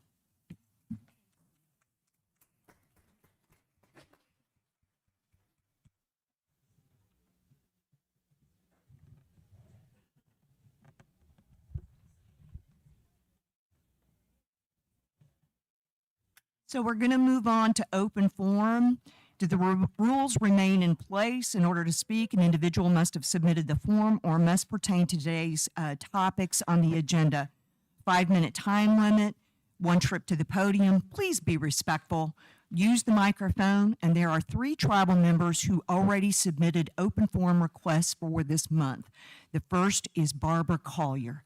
Barbara? Good morning again. I have quite a few notes here, and I have other people's 5 minutes if I go over, so I can't help it. There, is that better? Is that better? Better. Better. Okay, I'm going to start with what I intended to end with, though, today. I've kind of changed my mind. The Native American Church had a Veterans Honor dinner in church last weekend. It was very well attended and very spiritual. And while up there, of course, this is my family's heritage on the hill here. There was the original Native American church was located up near the old home place where Alex Beaver and John Beaver lived. And the last time I was up there, I don't know, last time ever was up there, there was a portion of the altar that was left there that was still there in sight.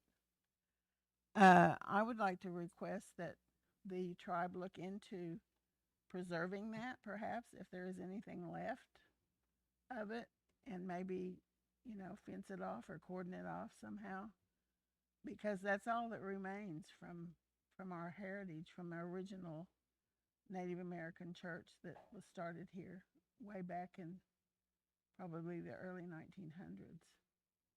So if that's a consideration, I think our family, for one, would appreciate it, and as well as it would be very meaningful to other Native American church people and the tribe.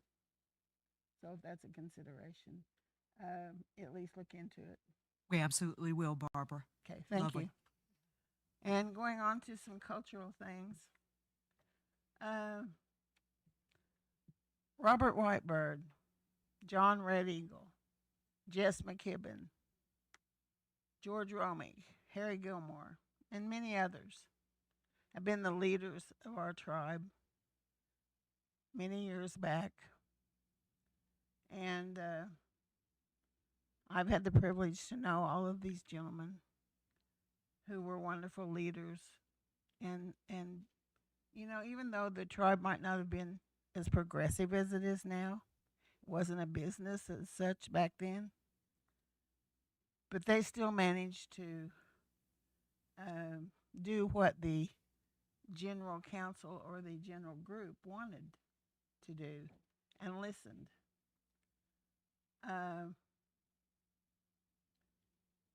This committee says that they didn't bring on the 5-minute rule, the talk about this or that, limitations. And perhaps that's true. But they can end it. They can listen to what the general council has to say. You could listen to what people want to know about.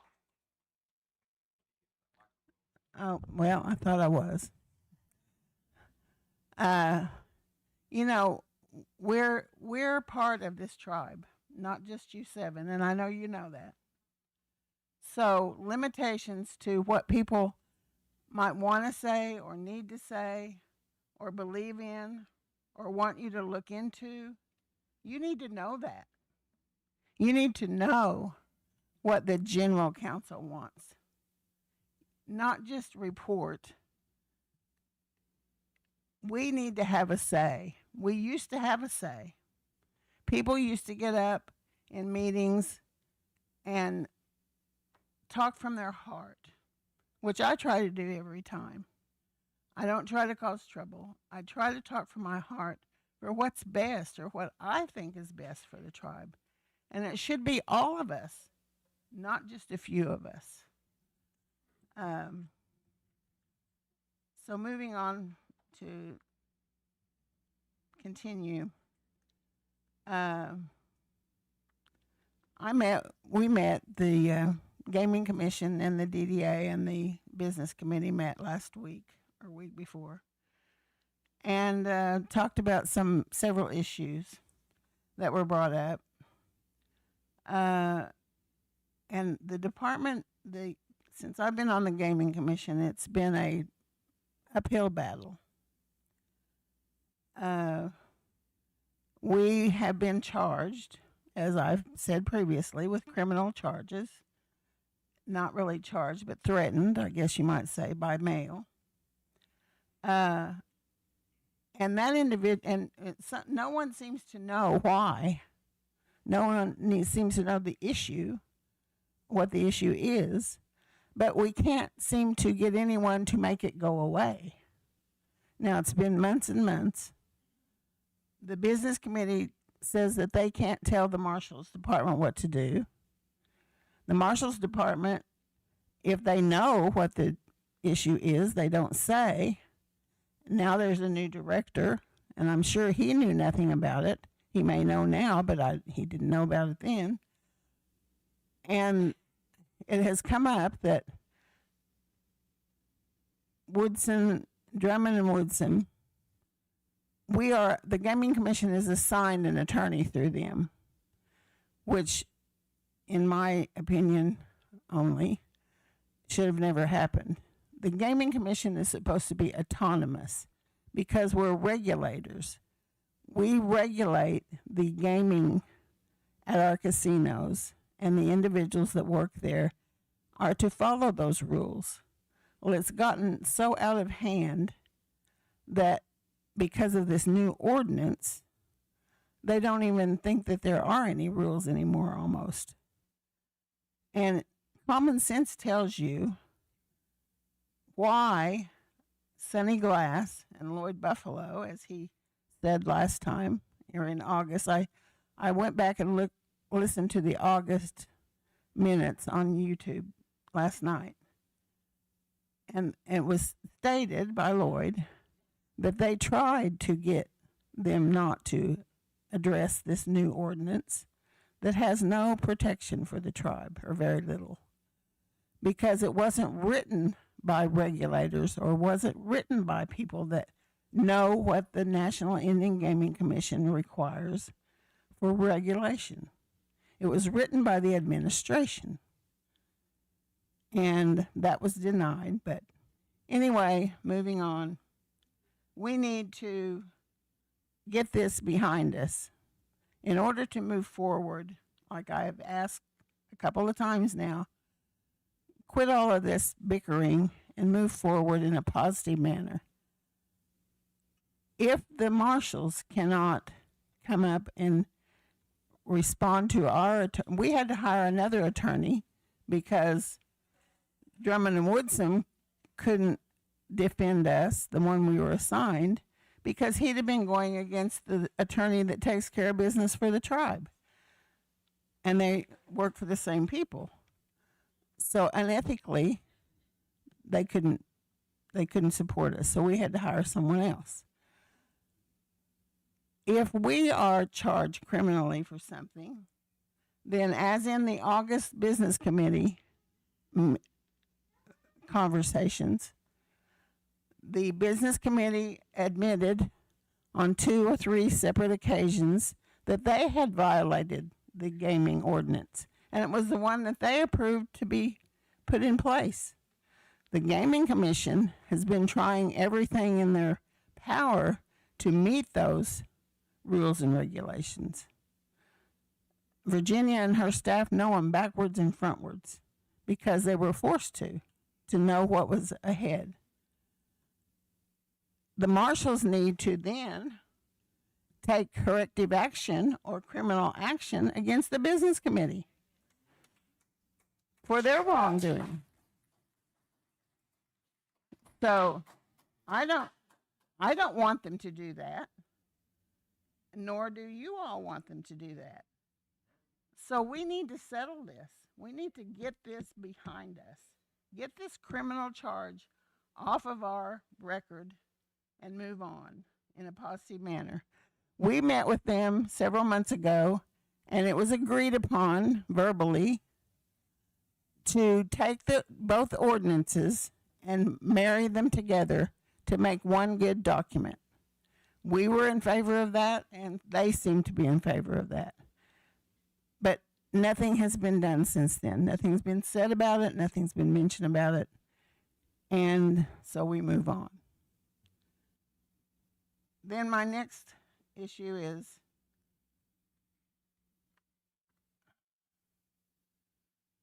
the Gaming Commission, or the General Council,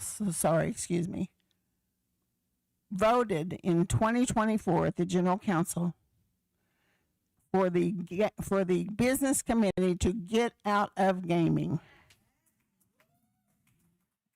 All right, you all did that. You did that. You created a new DDA.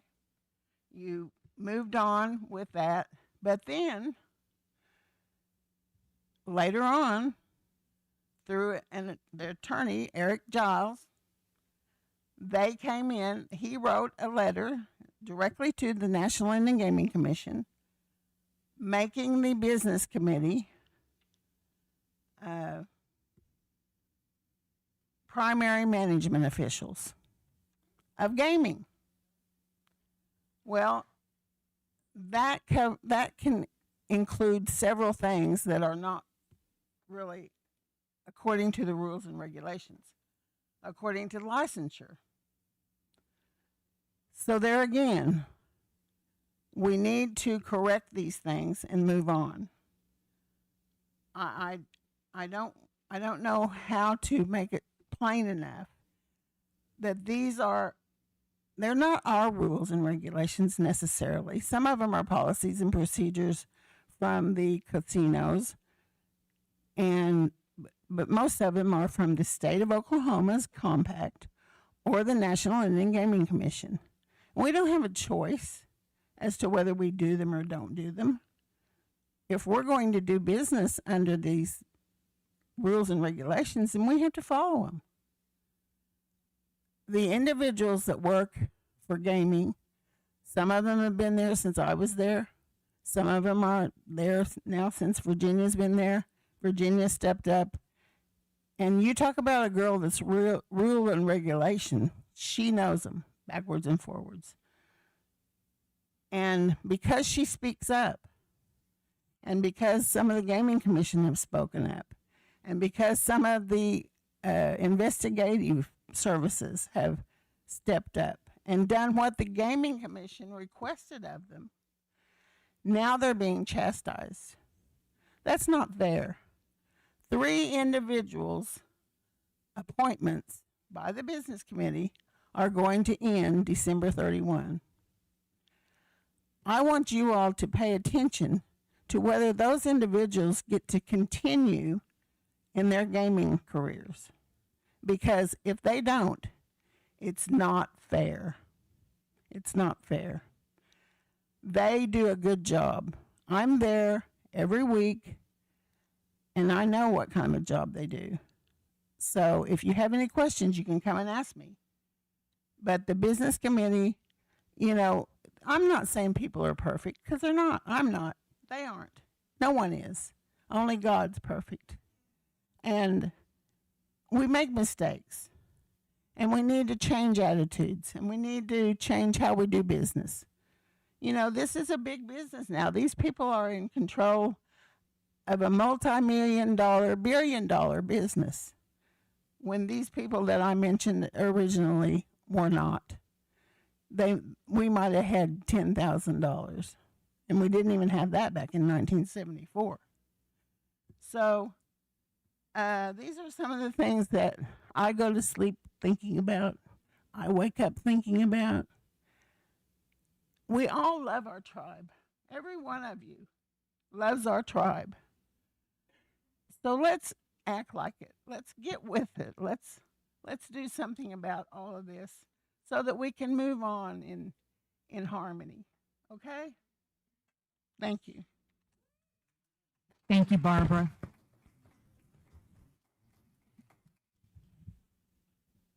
All right, so next on open forum, we have, Virginia Mouse.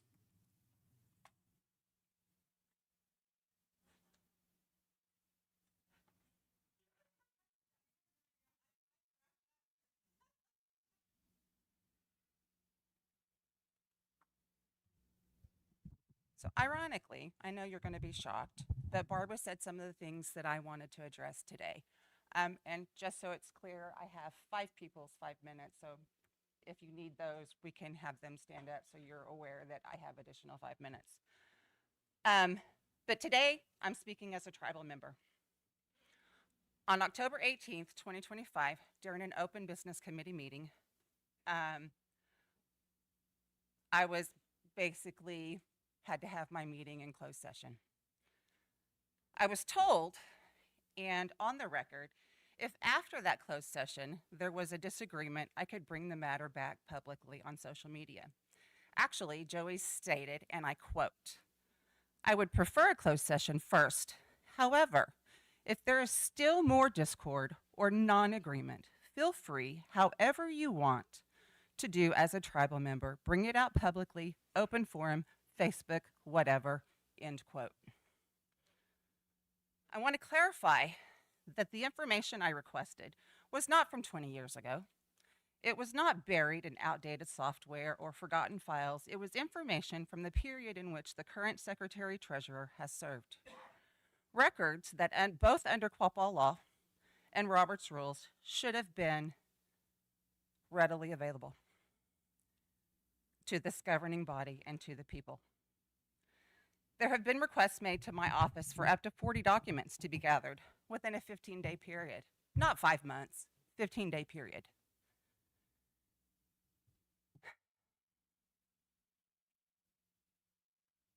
And they received them. This business committee has asked for more than 10 documents in a 72-hour period from time when before this commission was in place and before I was in place. And I delivered them because I'm required to have that information readily available.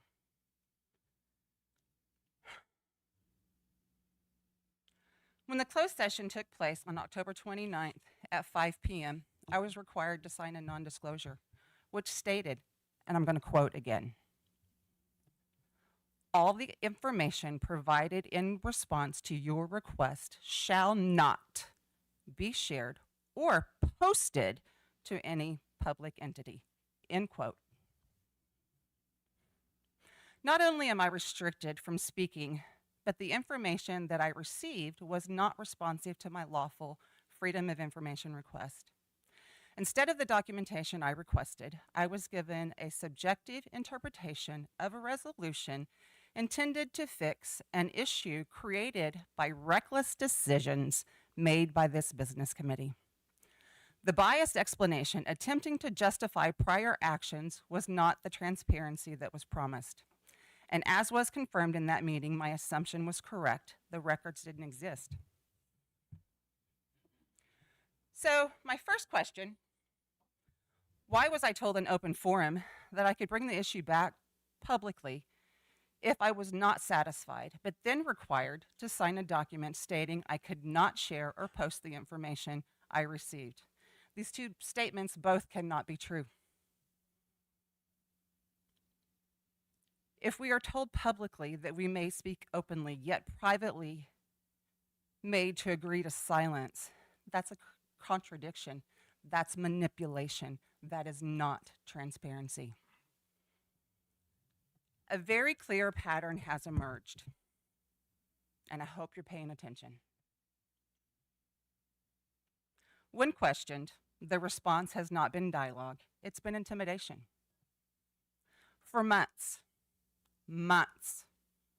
I went to work wondering if that was the day that I was going to be arrested, not because I violated the law, but because I refused to break it. At one point, I finally accepted. If you're going to arrest me for following the law, then arrest me, because everything, and I do mean everything, becomes available in discovery. And just so we're clear, that's not a threat. That's an actual promise. Everything does come out in discovery.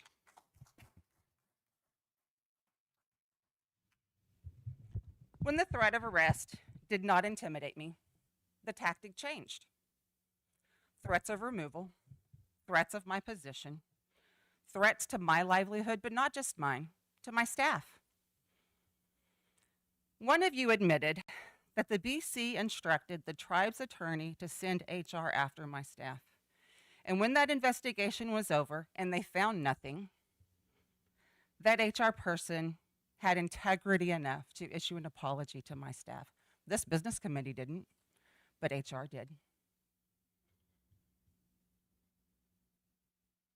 That's not a coincidence, it's a pattern. It's not because of performance, it's not because of attendance, it's not because of misconduct. I have no write-ups. I have only had 2 unplanned absences in 2 years, and that was last month and this month. One of my cousins felt it was nice or needed to share a bug with me. It was a great time.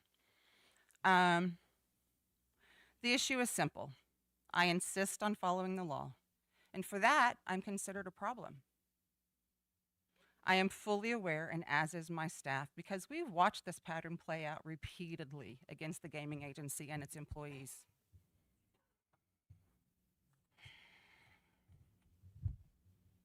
When the business committee cannot control the gaming agency, and when the agency stands firm in its regulatory independence, when we follow the law instead of political instruction, the agency this committee retaliates. If they cannot control the agency, they simply remove the director, or they change the gaming ordinance to add additional requirements, then remove any authority the director had and establish a commission to make those decisions. I'm sorry, I'm getting mad the more I read this, so I apologize.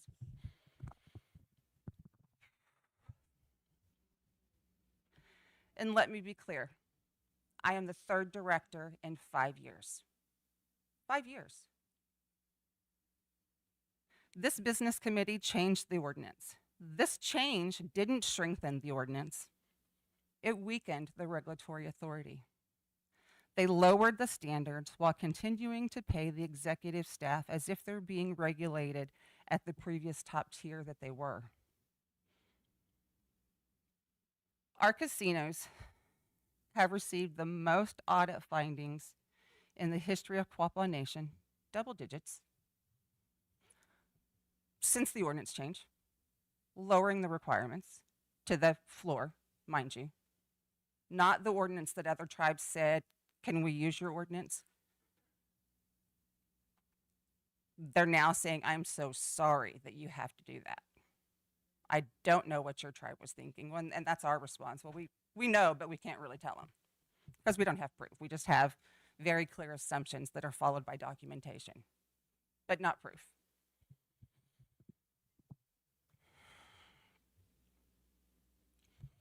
Instead of insisting that the casinos follow the lowered regulations, this business committee acts as though compliance is optional, as if enforcement is an inconvenience rather than a federal requirement.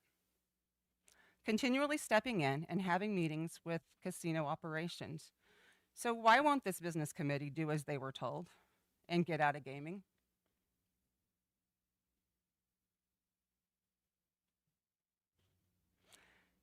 In July of 23, by vote, the General Counsel directed this business committee to get out of gaming. Yet this committee, more specifically the chair, continues to hold weekly meetings with casino managers, and the last I was told by herself, from the general manager himself, provide operational direction, interfere in gaming management and oversight, and all except one of you hold a gaming license. You were told to step back, and again, you chose not to listen to General Counsel.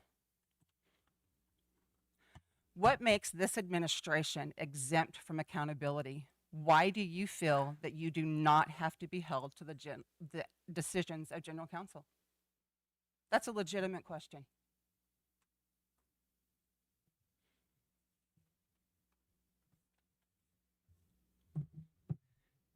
During that closed session on October 29th, and this isn't part of the NDA, just so everybody knows, Secretary Treasurer Valier Siegman asked whether this administration is doing better than previous administrations. My response at that time was, I can't answer that. I didn't work for previous administrations. But after further reflection, and as a tribal member, I can answer that without hesitation. Absolutely not. Unequivocally, no. We currently have a former business, I'm sorry.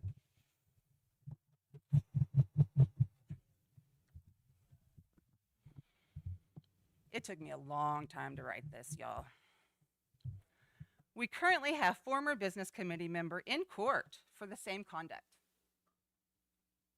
taking actions involving the nation's accounts without discussions, without votes, without resolutions. We have document evidence of bullying intimidation from this business committee. This chair consistently making decisions unilaterally without informing or consulting the rest of the committee. The vice chair acknowledging that an attorney advised HR to go after this guy. An attorney. Not HR, not an employee, not a member of the business committee, an attorney. And this attorney acts as though, thank you. This attorney acts as though he's a member of the business committee.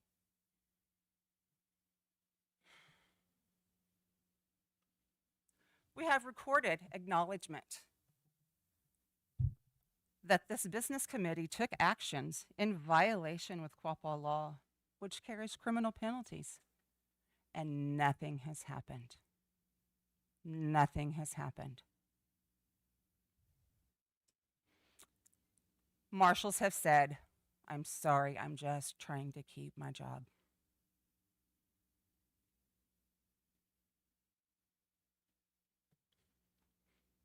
These are not rumors. These are documented and witnessed. Many of them happen in open forum or in the monthly business committee meetings.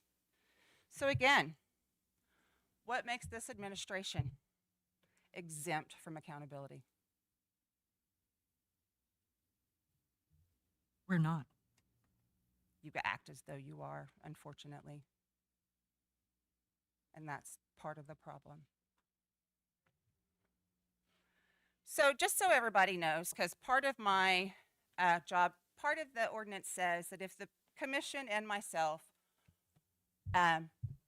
should the business committee feel that we need to be removed from our positions, part of that is malfeasance. So let me tell you what the definition of malfeasance is. You'll get a good kick out of it. Malfeasance means commission of a wrongful or unlawful act, particularly in a public official or by a public official or professional in performance of their duties. It involves intentionally doing something illegal or morally wrong, such as a public official abusing their power for personal gain. Malfeasance is a legal concept, not a moral one. Here's the part that you're going to get a kick out of. And examples include misuse of tribal or public funds, knowingly violating ordinance or statutes, fraudulent actions or abuse of power, making decisions outside one's lawful authority. Does any of that sound familiar? Any of it? In short, malfeasance is a deliberate wrongdoing under the law. Just for an additional added concept, nonfeasance. Nonfeasance is failure to act when duty requires it. Example, allowing the chair to make unilateral decisions and not being held accountable. I think we've seen that. To allow a nation's attorney that is paid well over $55,000 a month to operate outside the BC's authority. I think we've also seen that. So let me be clear. I'm not disclosing confidential personnel information. I'm not revealing closed session discussions. I'm speaking to the principles of transparency, sovereignty, and lawful government. We are a sovereign nation, and sovereignty means the people are the authority. No committee, past, present, or future, has the right to disregard, and that part irritates me to no end, the will of General Counsel. When the highest governing body of our nation, the General Counsel, issues directions, those actions are not suggestions. They're not open for interpretation. They are binding expressions of the will of the people. No administration, no committee, no office holder is exempt from carrying them out. So I'm going to ask you one last time. What makes this administration exempt from the accountability expected of every administration before it?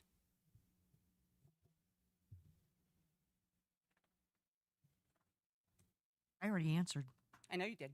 We're not. And I appreciate that. We're not. Yet you act as though you do. You act as though you are. And it's collectively, it's not individually, it's collectively. Because all of you are responsible for making sure that each one of you hold your oath to this nation. And I don't feel that that's happening.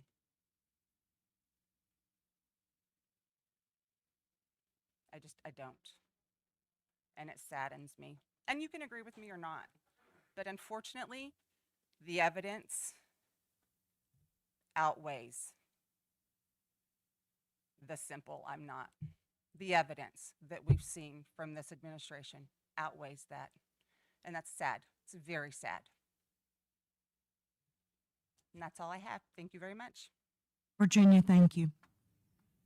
We have a third. We have a third open forum request, Betty Gadke.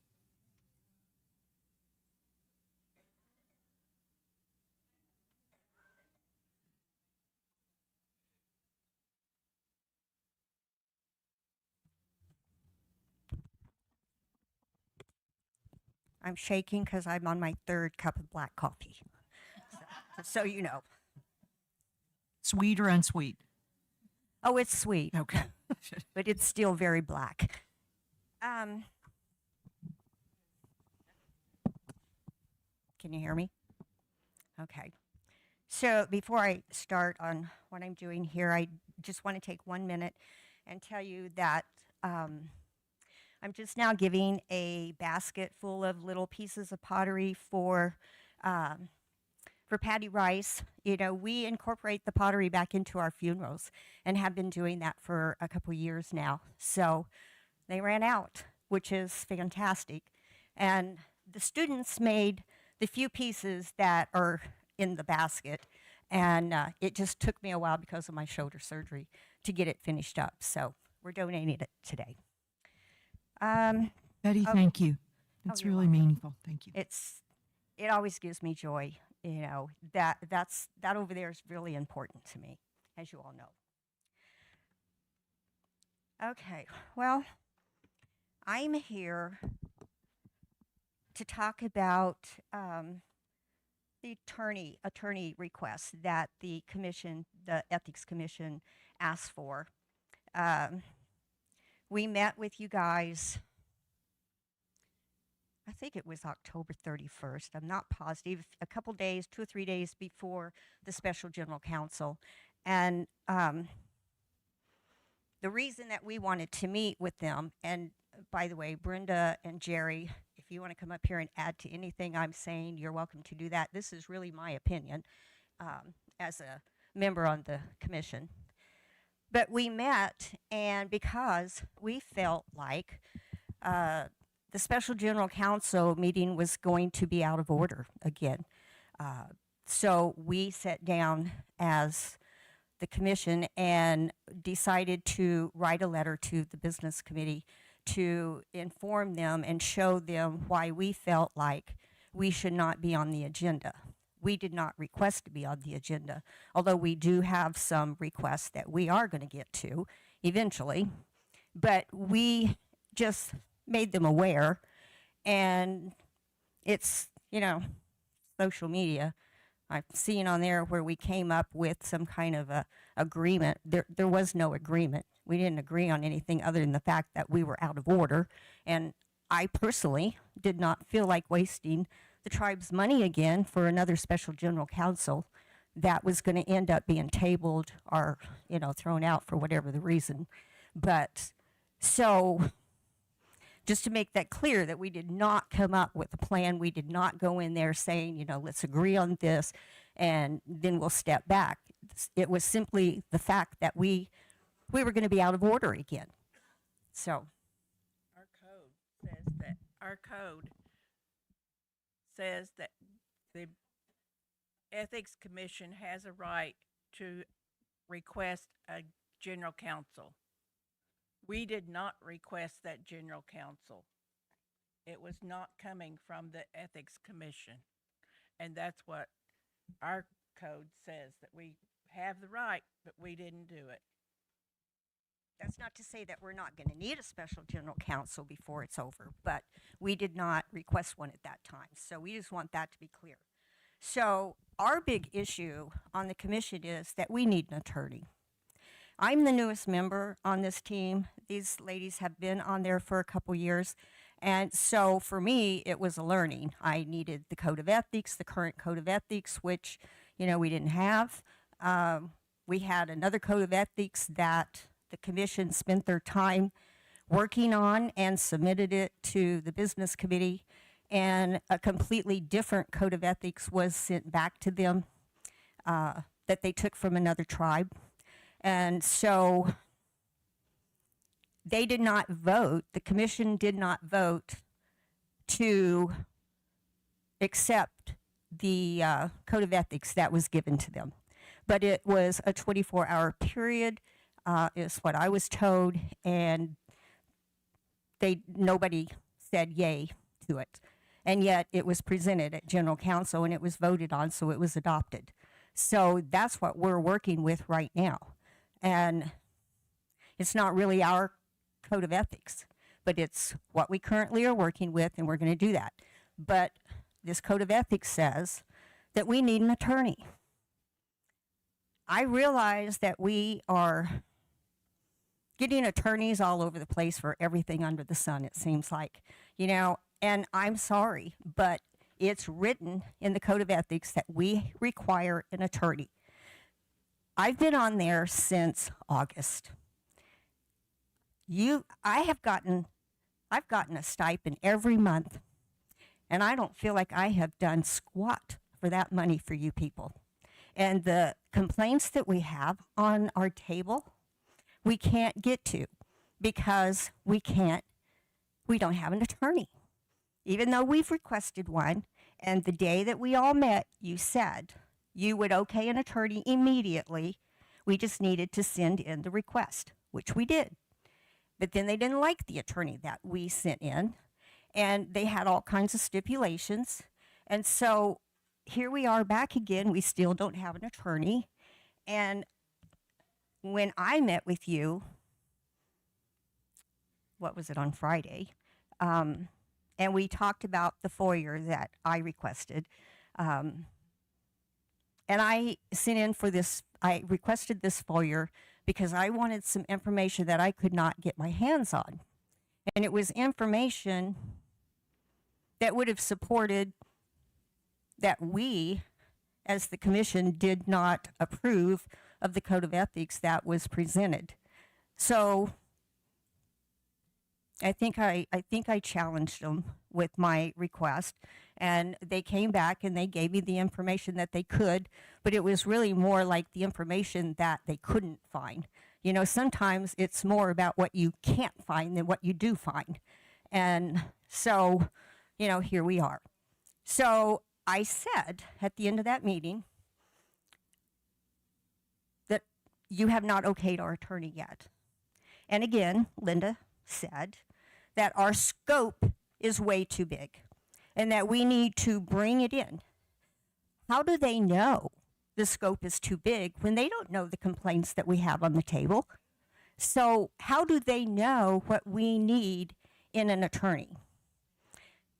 Then they didn't like the fact, well, it wasn't a fact, what they thought was they didn't want to have to pay like a down payment. What is it? I lose. A retainer. I'm sorry. You know, I'm old now, and stuff just leaves me like right then and there. It always comes back, but not in a timely fashion. So they didn't want to have to give a retainer, and I'm okay with that. And I didn't even realize how expensive attorneys are until we started looking for one.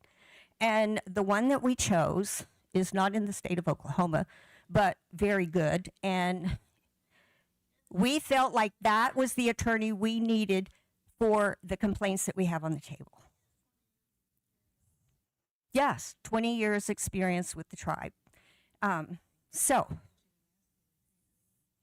she did not ask for a retainer. She charges $250 an hour, which they say it's cheap. I about potted my pants when I first saw that figure, but then after we started looking and realized that they really are way more expensive than that.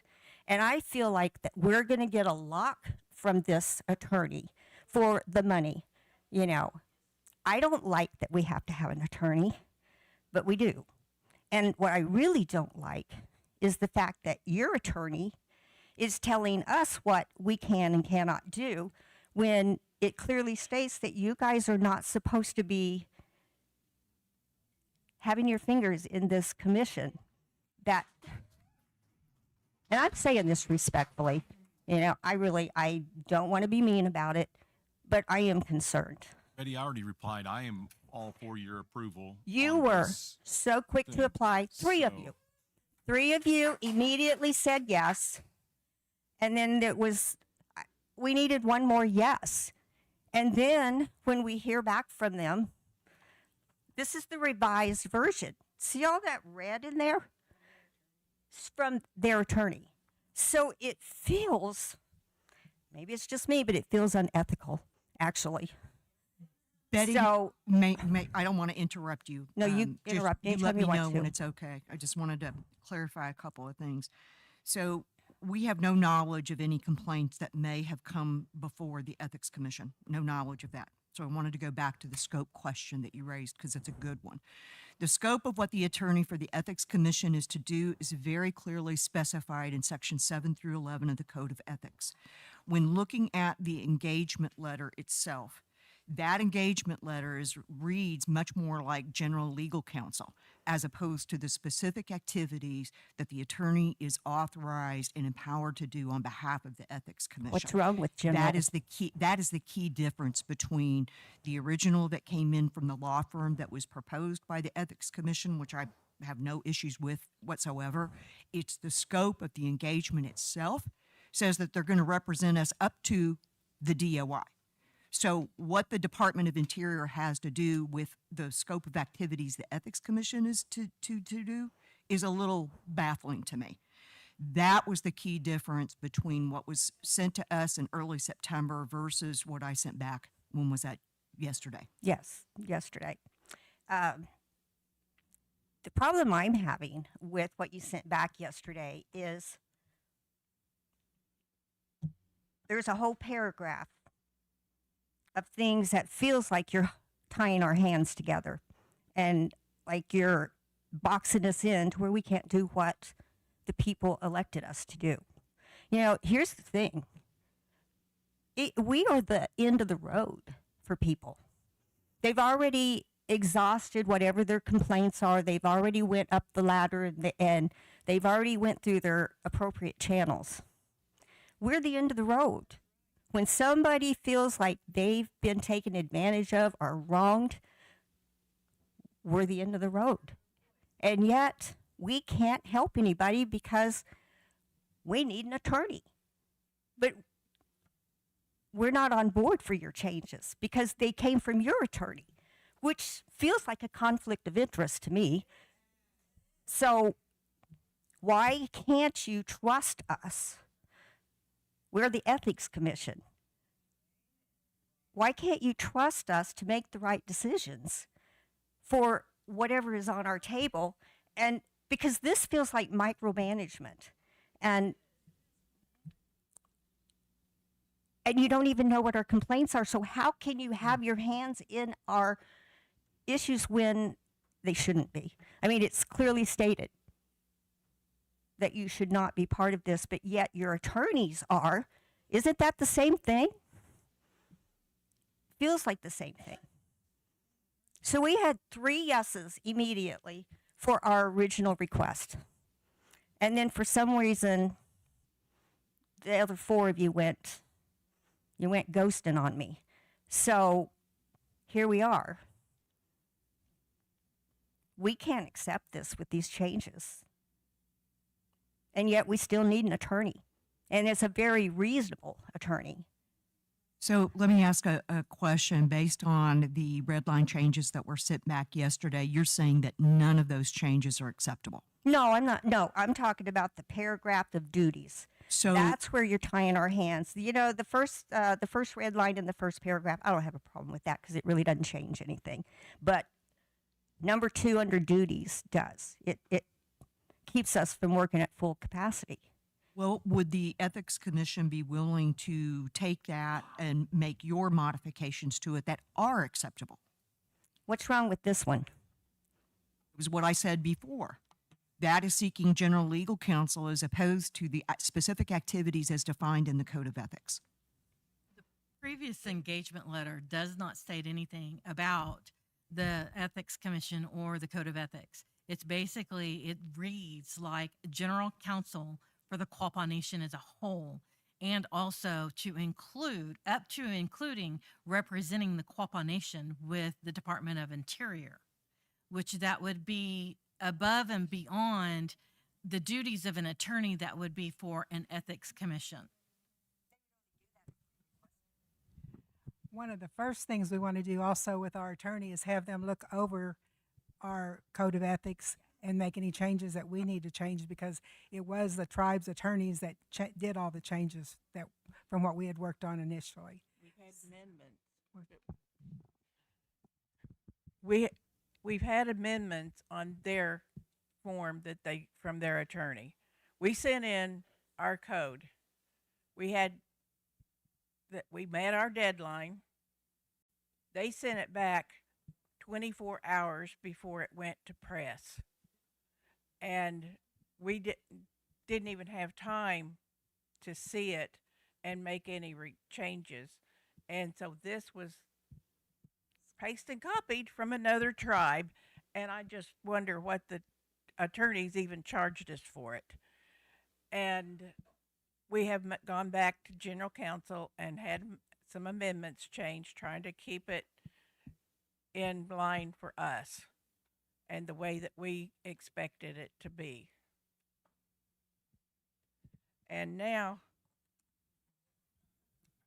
we received this contract yesterday for the attorneys, and it sounds like the attorney will be working for the BC instead of for the people or for the Ethics Commission. No, that's not the expectation. The expectation is that they will be working directly with the Ethics Commission. I'll give you an example of a similar situation from a few years ago. There are other committees that had a need for their own independent legal counsel, and once the business committee signed off on the actual engagement to ensure that they get paid on a timely basis, the BC's out of it. That's up to that particular body with their attorney to work autonomously. This was an attorney that has worked for the tribe before in 20 years in gaming. I've also contacted an attorney that I'm to hear back from on Monday, and he was a former attorney general for Oklahoma. So, Wena, I would like to point out that in the first paragraph, and this is addressed to you as Chair Superdaw, but it states you as being the client. Correct. And you're not. That's for purposes of signing the engagement, Betty, because no one on the Ethics Commission has signatory authority to bind the Quapaw Nation for financial purposes. But that means that everything goes through you. Well, the and bill. We don't really want you to see. So let's play this out, because we do have similar situations where the business committee, and it could be anybody on the business committee. It doesn't have to be me. It shouldn't be any of you. Signs an engagement letter, but there's no one on the Ethics Commission that has the signatory authority to bind the Quapaw Nation into an engagement that requires financial payment. So shouldn't it come to us first, and then we bring it to you? Oh, well, to Eric Bone, because he is the CFO. Yeah. No? That's where the bills go to. Yes. Yes? No? Yes, they do. That's Okay. normal. That's normal practice. And so at the end of this letter, it says that basically they'll be reporting to Weena Supinall, chair of the Quapaw Nation Business Committee, but acknowledged by Sean Matthews, our The chairperson. only reason it shows that way is because there's no one on the Ethics Commission that has signatory authority to bind the Quapaw Nation in a financial transaction. This is a financial transaction for purposes of legal representation. Ethics Commission is clearly the client, but somebody on the business committee has to sign off on the contract itself. Betty, Of course, anybody can on the BC. can I say? When we got our attorney that we had to get separately with the Gaming Commission, you can have the attorney write the document that she has to sign, but you can put that you are the client, not the business committee, and that they will get redacted information only, and that will still let her sign the document to pay the bill, and they will have to go ahead and pay the bill, but you will get the unredacted information only, and they will not. That sounds like a great plan to me. Barbara, could I clarify something? I have not seen any information at all from Trent Shores. I just want to make that known. You guys do have Trent Shores. I see nothing, no communication whatsoever of what those services are. And That would be the well, same. the bill is redacted. That's absolutely correct. The one thing that I want, I just want that clarified. the one thing that I want to clarify with that is make sure that the engagement letter you have has that spelled out, because our engagement letter and the resolution state they get the bill only, not redacted. Not that they don't try to get the redacted, but they're not allowed to have it in the agreement that they signed. Hey, Betty, this is Larry. Right here. Right here, right here. It is hard. As a business committee member, the only thing that I and I feel the rest of us want to see is the bill. I could care less the communications between you guys and your attorney. Well, I'm speaking though for me as a business committee member. My hands are washed to that, same as I try to wash them of the other stuff we're not supposed to be involved in. So therefore, that is so we can sign an engagement with the attorney to work for you guys. And that is exactly the way I see it. I know in real estate, I've had attorneys I've worked with, and they go through our state contracts for purchase, and they make their own changes in them. And they will not buy or sell a property if they don't have it their way. Just on that, I thought when getting all these back and forth between the red line version and whatnot, I'm not a legal expert by any means, but I was thinking that, she's taken an oath with the bar to practice within the duties that are defined with the ethics code. So for her to jeopardize her good standing with the bar, she should stay within the scope that's defined by the ethics code. So that was just my interpretation of that. So Would it be okay if we sent this letter to her, have her revise it herself? But Absolutely. But that we would pay. Absolutely. But That's part of the process. we will pay for it though. You can negotiate with the attorney and send them the redlined document engagement letter. Right. And then there's a back and forth. This is what she'll agree on, and this is what she won't agree on. And so she can send it back with her revisions. Okay. Very normal. Yeah, it's very normal to go back and forth as far as what the revisions are, so that everybody can come to the agreement of what and the understanding and clarity of what the scope of work is to be done. But in the end, she will get paid to do whatever we need her to do, right? On that. Yes, absolutely. Okay. I just Yeah, want we to don't- make sure of that because Yeah, we do I know not there was a- sign agreements to pay for professional services and then back out of that. That's not so okay. you've agreed that she can get paid if we have her just look at this and make the revisions to what. Oh, you I all see are what looking you're for. saying, Jerry, getting paid to Right. modify Yeah. the red line. Right. Not until she's engaged. Right, she has Not to be until she's engaged. before So we she's can- supposed to do this with no payment. Should take her 5 whatsoever. minutes. She does this stuff all day long. I'm sorry. Oh, I maybe I'm understand not that, being, and I'm not saying that she wouldn't do that. I'm sure she probably would, but it's just a courtesy for us to ask about that. Weena, can you read what that document is that you're speaking of, the ethics, whatever this code thing is that you're talking about? the engagement letter, Barbara. No, not the engagement letter. You said that their attorney didn't meet the document that they submitted to you didn't meet the ethics code or whatever it was you were talking about. Can you read that? It's section 7 through 11 of the Code of Ethics. Is that what you're referring to? Yes. Because Whatever it was you were referring to, Yeah. that they didn't meet, that document didn't meet that requirement. it'll take me a second to pull everything up, Barbara, because it's a compare and contrast between the Code of Ethics specifies the attorney's duties are versus what is contained in the engagement letter. And 7 through 11 is a lot. While you're looking that up, can I add something just real quick, Betty? When you write your engagement letter, be sure to include that they pay your retainer. Because if you don't, it still hands out there every month. Oh, okay. I'm just letting you know the loopholes that we're running into currently, and that roadblocks that we've seen. So just wanted to give you a little additional. They already stated that they did not want to pay a. Okay, I just. That's fine. I may have been in the She is bathroom. strictly by the hour, and apparently really reasonable after looking at attorneys. She's a very well-known attorney throughout Indian country. She does a marvelous job. And I learn every time I Her go to. credentials are impeccable. They really are. And for her to be this reasonable, I don't know how we couldn't use this attorney.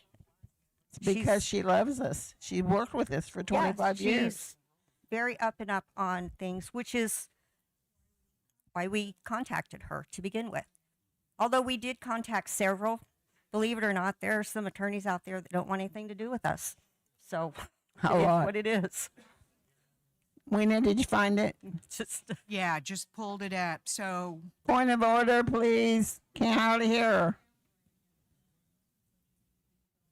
what's currently written in the, it's a September 2nd draft. It defines the duties. Now, this is in the engagement letter proposal. It says, it's agreed that the firm, now this is the full scope. It's agreed that the firm shall take all steps necessary to assist the client by providing all such legal counseling and legal services, including drafting and advisory services and training and educational services as the client may request or direct during the term of this engagement, and may represent the client before such governmental bodies as circumstances may warrant, including but not limited to the U.S. Department of Interior. Further, the firm may provide the client with legal advice, assistance, and support in relation to legal, administrative, or regulatory matters by virtue of its status as counsel to the client. So it doesn't say anything about the Code of Ethics. In the Code of Ethics, it clearly specifies in chapters 7 through 11. Chapter 7 is regarding complaints. There's a whole process the attorney has to engage in, to accept, right? They're a part of the intake process to validate whether that complaint, warrants additional activities such as multiple complaints, notice, stay, sufficiency determination. That's a big one. Just cause determination, investigation, hearing on the merits, disposition, and similar charges. They're also required in Chapter 8 of the Code of Ethics regarding advisory opinions. And it goes through a whole thing, including content, basis, effect, scope, confidentiality, and time. There are also no objection letters. There are requests, responses, there's scope, confidentiality, as well as their services are also required when it comes to violations, including penalties, payment limitations, and enforcement. And then Chapter 11 is probably the most important one, appeals, supporting the Ethics Commission as a part of the appeals, the due process. Okay, thank you. I have attended an ethics session with this attorney that they're wanting to get. And I'm sure that they can meet all of those requirements if that's what's required to be put in the document, and probably at no cost. So if they given the opportunity to do that, the business committee should allow it. My opinion. Thank you. All right, so I think we've come to some good conclusions, and that is to take whatever it is we sent yesterday, working with your proposed law firm, and make further modifications, and then we can get it executed. Okay. Thank you. And by the way, as soon as we get it, assuming everything is acceptable, we would endeavor to do that through emergency poll so as not to further delay progress. Awesome. Thank you very much. Thank you all. Abigail, I'm sorry, Brenda. Sorry. I have a question on the new business today. On poll 47546, the authorization and sale of property. Can you tell us what that property is you're selling? Yes, ma'am. That is 4237 Greenwood Drive, Joplin, Missouri. Are you using a broker? There was an outright offer. It was a Straight out offer? Okay. I was going to make a suggestion that the realty office, probably Stacia, should get a license for Oklahoma, a broker license for Oklahoma and Missouri. Thank you, Brenda. Abigail? 14 years of showing up to business committee meetings and all previous administrations, back before they were ever recorded, when they were actually recorded and you had to go find them on YouTube because it took them like a month to get them up. In all that time, I've never heard so many people speak of attorneys, but you call yourself sovereign. Talk about what you know, how you're educated, and all of these things, but you got to have all these attorneys. All these attorneys, you spend money, thousands, hundreds of thousands, millions of dollars. That could be helping every single tribal member.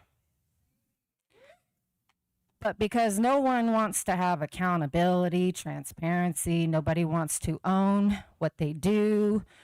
This is why I view some of you as military minded, because I follow orders. I was told this is what I did because this is what they told me to do. Not a decision made, no owning of your own actions, your own words, what flows from your own mouth. To know that so many people need an attorney in this tribe,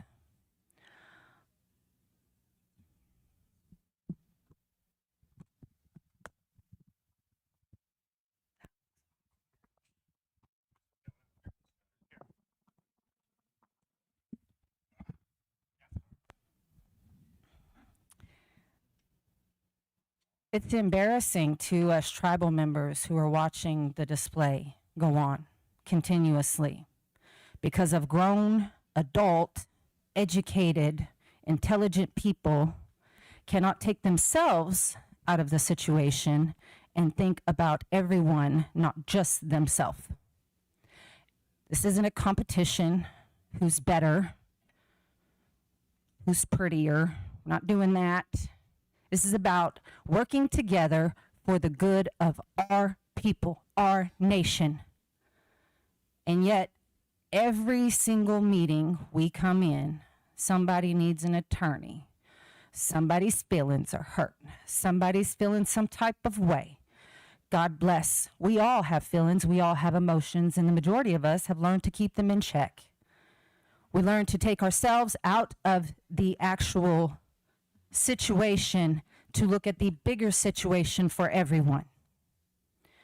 Why? Why are all of these committees, why are all of these I'm surprised every business committee member doesn't have their own attorney at this point.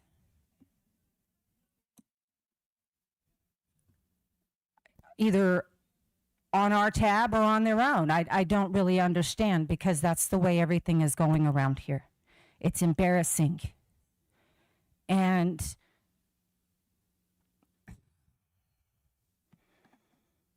I really don't like when people make my people look ignorant, and yet my own people are making themselves appear ignorant by their actions and their lack of accountability, their lack of ownership.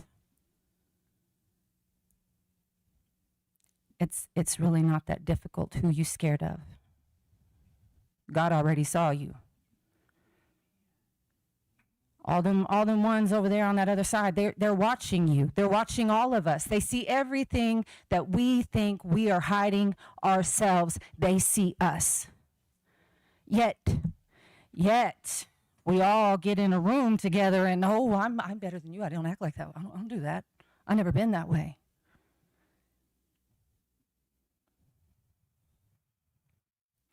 We're too old. All of us are too old to be acting like children.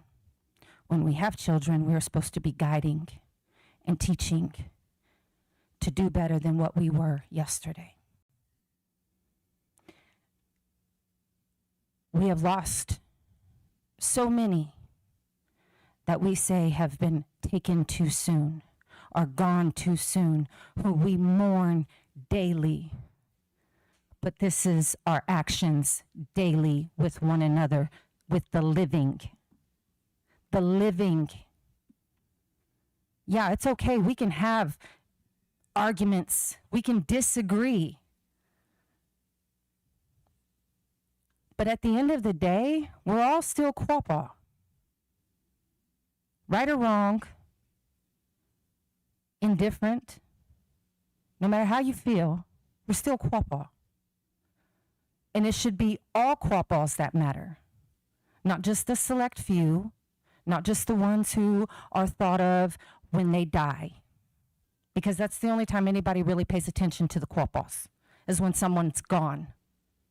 Then everyone wants to, oh, well, be humble, No. You don't do that any other day. Because this is attorneys.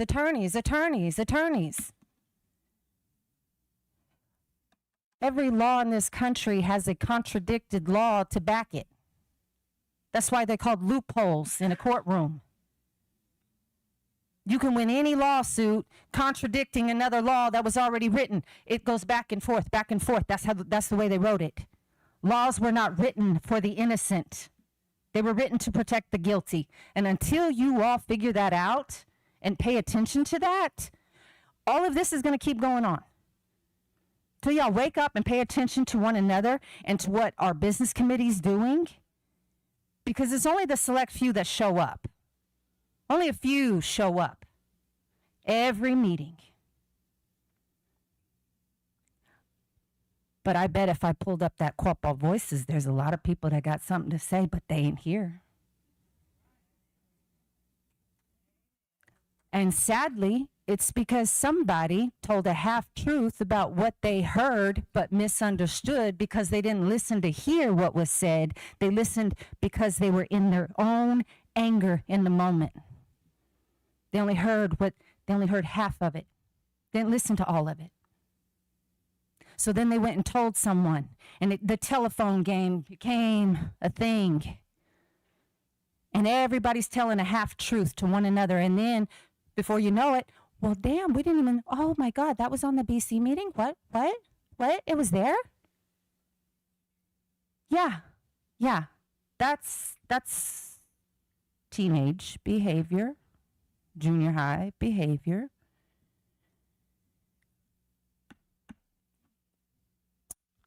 I've got 5 kids. I'm sure I know what that means. I know those actions. I know manipulation. I know what it is.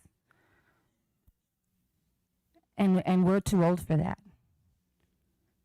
But this whole back and forth, these attorneys, everybody's spending money on attorneys, And I don't care if they offer their time for free at this point, because you're still paying attorneys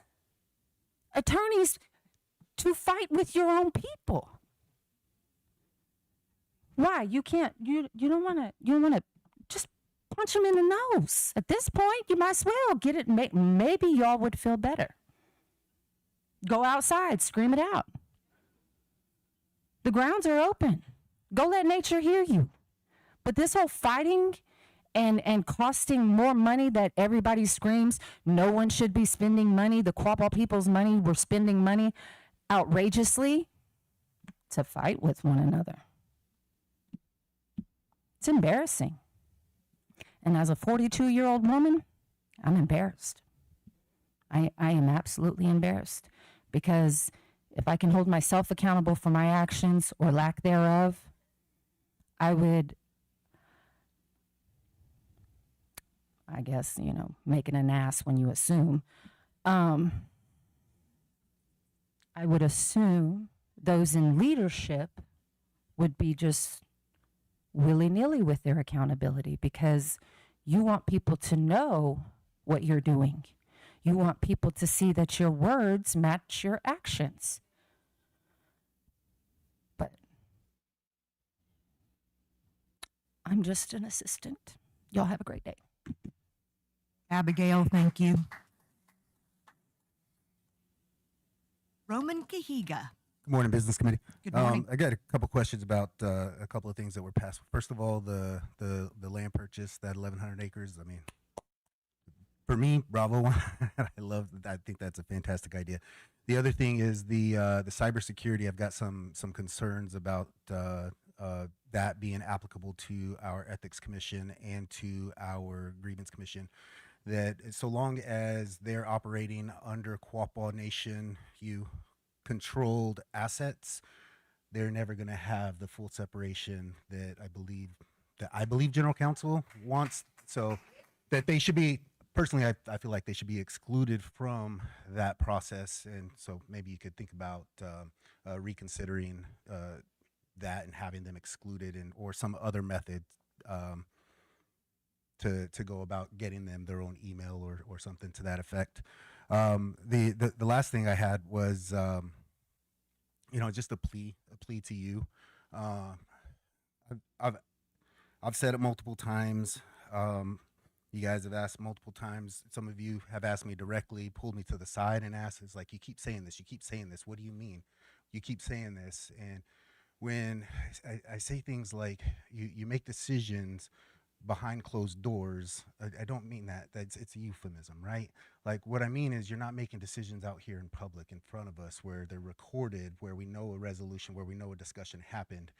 And Secretary Treasurer and Chair Supernall, one of the most egregious things was that presentation of how you went about that control of the Constitution Committee, which I still don't agree with, and I'll present that at another time. But in that reference, you did your own homework, you said. You looked at Robert's Rules of Order, but somewhere along the line, you missed where it says the personal approval of a proposed action obtained separately by telephone, by individual interviews, or in writing, even from every member of the board, is not the approval of the board.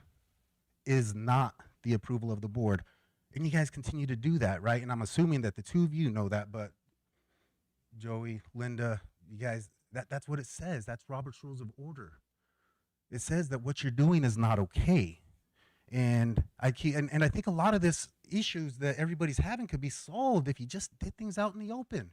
Weekly meetings. There was a time where the business committee called special meetings to approve refunding somebody's gas money because they cared about doing it openly and in public, right? So I'm asking, I'm pleading again.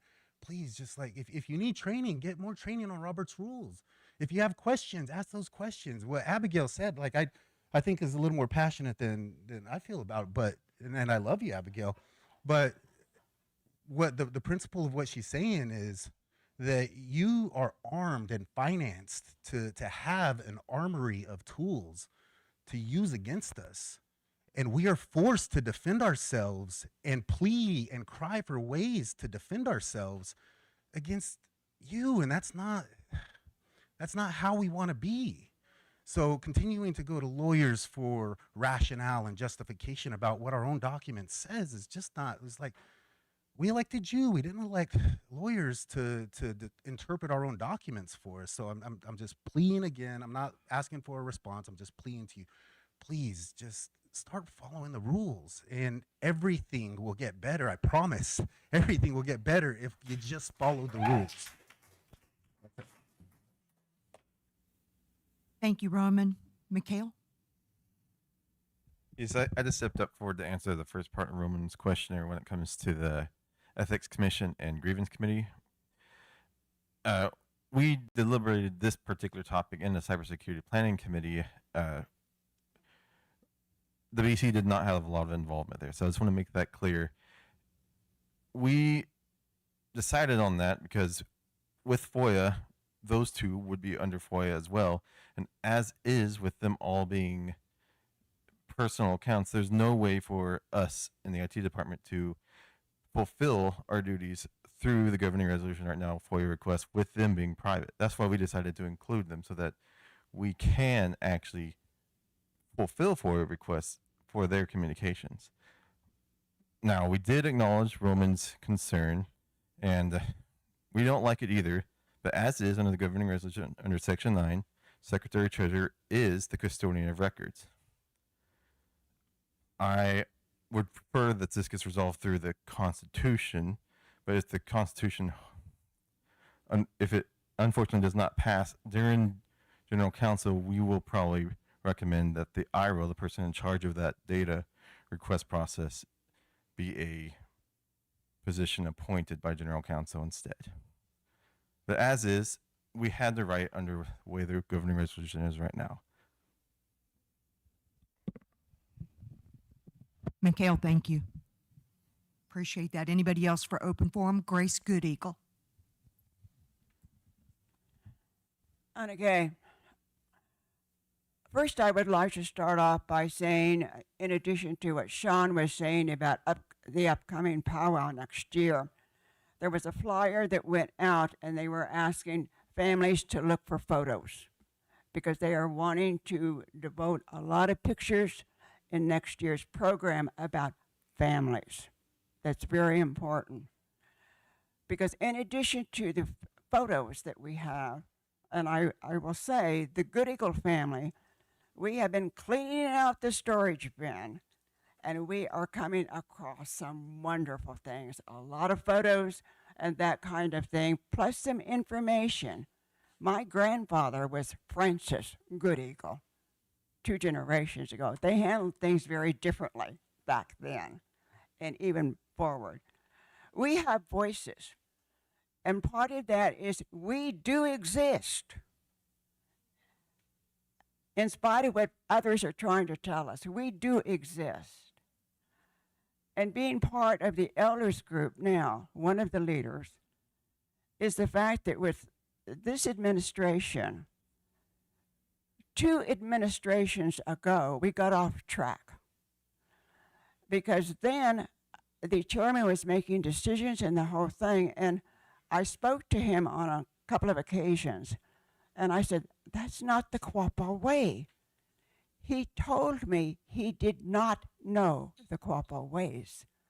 And I thought, you're the leader of our Quapaw nation? And he told me he didn't know the Quapaw ways. And I thought, well, I thought a lot of things.